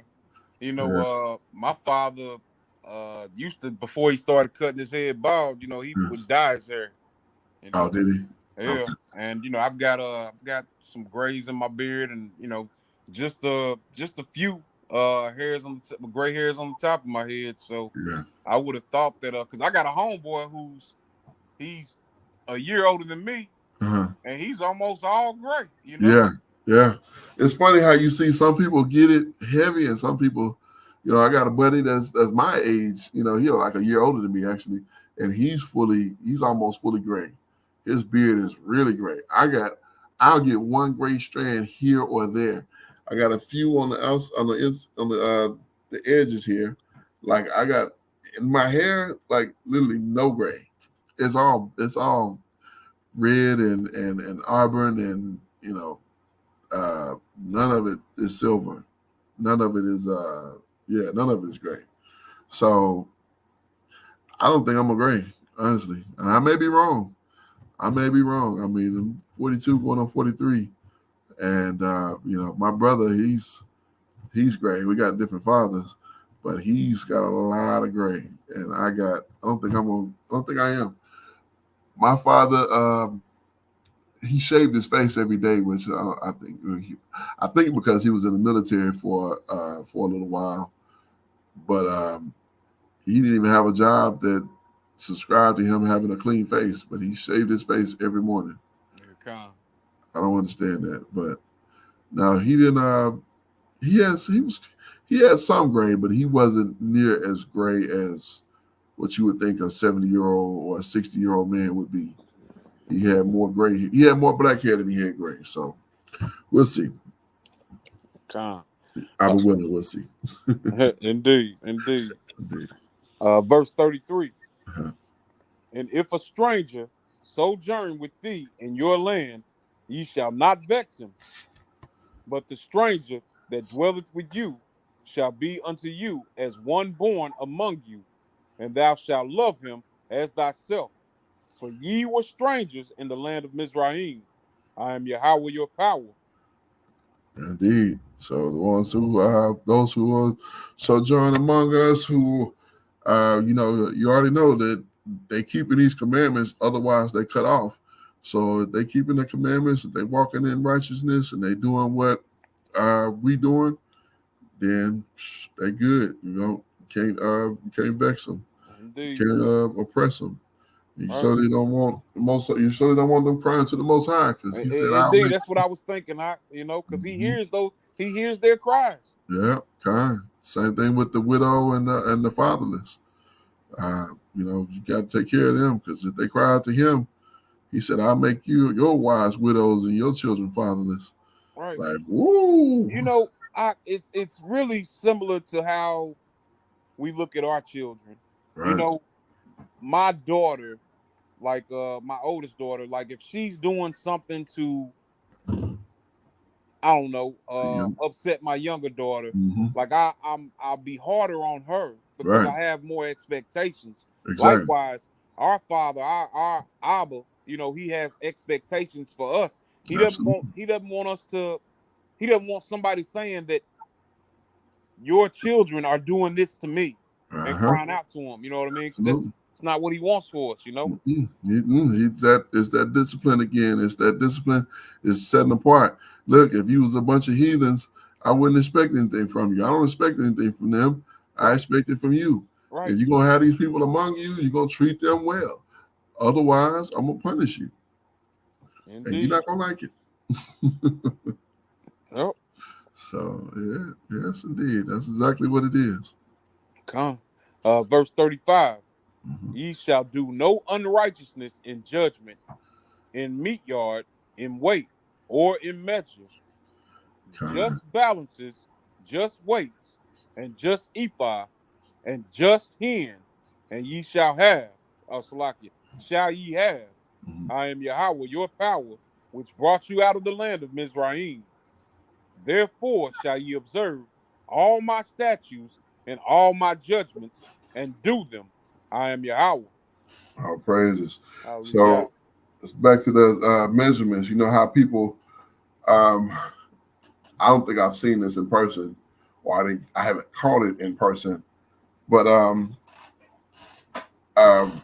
don't know if you remember the Karate Kid part 2 when Chosen was, people was coming and they would bring their stuff, and he had his weights up there, and it should have been metal, or it should have been something heavy, and it was something light, and Daniel picked it up, and he was able to break it with his hand. Like, this ain't even okay. Con. Yeah, like this ain't even what it is. So they're giving him more of theirs, and he's giving his weight is less than what it was supposed to be. So that was an unjust weight because it represented something that was false. And Abba hates that. He wants just balances, just weights. You know what I'm saying? So you do no unrighteousness in judgments, in meter yard, in weights, or in measurements. So don't be trying to take more than what you're supposed to. You do it right. Now, what is that meter yard? Is that length?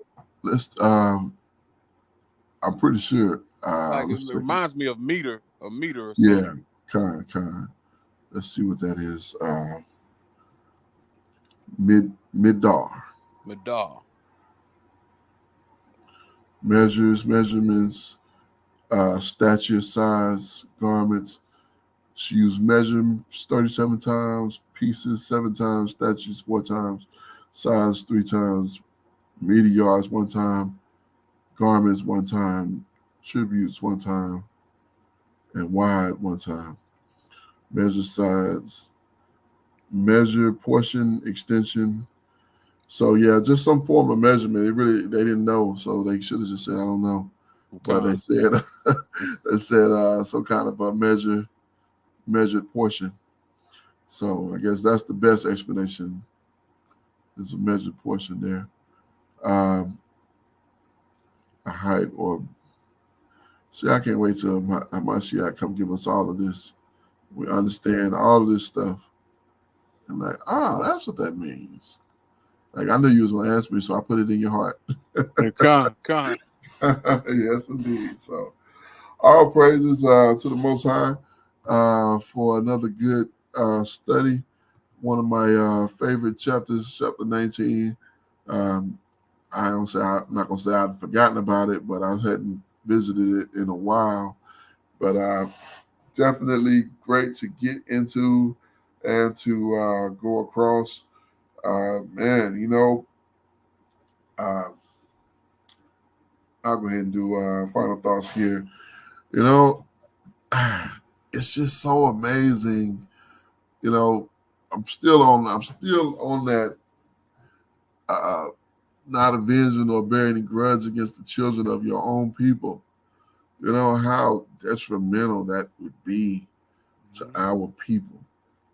That was just how we deal with black on black crime and black on black and black on black on this and that. And, even to a place where Now you got brothers and you got sisters who don't want to deal with brothers. You got brothers who don't want to deal with sisters. I don't want no black man. I need another man. I need some other man. I can't deal with no black man. And men, I can't deal with no black woman. I gotta get me a white woman. I gotta get me an Asian woman. I gotta get me some other woman. And guess what? Your so-called black woman is the only one that's all human. And your so-called black man is the only man that's all human. All of y'all, these other people you want to deal with, they are not us. They come from something else. So deal with that. And if that's worth your, whatever you think, whatever your corrupt mind is teaching you, then so be it. But man, we've always needed this, and I hate we haven't had it. But I'm thankful we got it now, and with a little bit of understanding. So all praises to the Abba for that. All praises, all praises. You know, in my final thoughts, man, this was a really interesting reading. I'm looking up at the time, and you know, we're going in 2 hours and 15 minutes, and it doesn't even seem like that. I'm like, wow. And it was just because it was so interesting. A lot to really think about. I'm thankful for the opportunity to be able to get into this word and really examine it and take a look at it. You know, I feel well. We had read actually at one point that you know the Levites were the ones who were to teach and to teach the children of Israel the statutes. Yes, indeed. So you know, just thinking about that, you know what I mean? Like that it falls on us now. You know, we're not Levites per se, but you know, these are different things that we need to be mindful of and that we need to be teaching to the younger generation so that we stop the iniquity. You know, we read that also. You know, these things are, you know, if you're not doing something about it, you're falling into iniquity. And none of us want that. Mashiach says, "Depart from me, ye who work iniquity." Yes, and none of us indeed. want to hear that, you know? No, not at all. You know, all praises to the Most High for another wonderful lesson, another wonderful read, and the ability to get deeper into the script and to really get some knowledge and understanding. You know, just some of it was a reiteration, and some of it was almost like a brand new, you know, something brand new. But Indeed. you know, praise to the Abba for all of that, and for you know, for my joining me in this journey, and for the Abba to put the spirit on us to, you know, sit here and read through these books, you know, chapter after chapter, book after book, and just be edified in the Most High. So Indeed. All praises. all praises indeed. Hallelujah. With that, I am your Akazaki Yahoo. This is my Akikinanaya. And we bid you Shabbat Shalom. And I lost all my words again. I give all praise, honor, and great esteem to the Most High Power, Yahuwah, Bahashem, in the name of Yahushua HaMashiach, and to the 12 tribes of Israel who are scattered to the four quarters of the earth. I say Shalom Wabarukim, that is peace and blessings. And I cannot wait to the day that the Most High brings us back together and we are once again 12 tribes, one family, one nation under the Most High Power, under one covenant. Until that day, Shalom, family. Shabbat Shalom. Hey, Shabbat Shalom, family.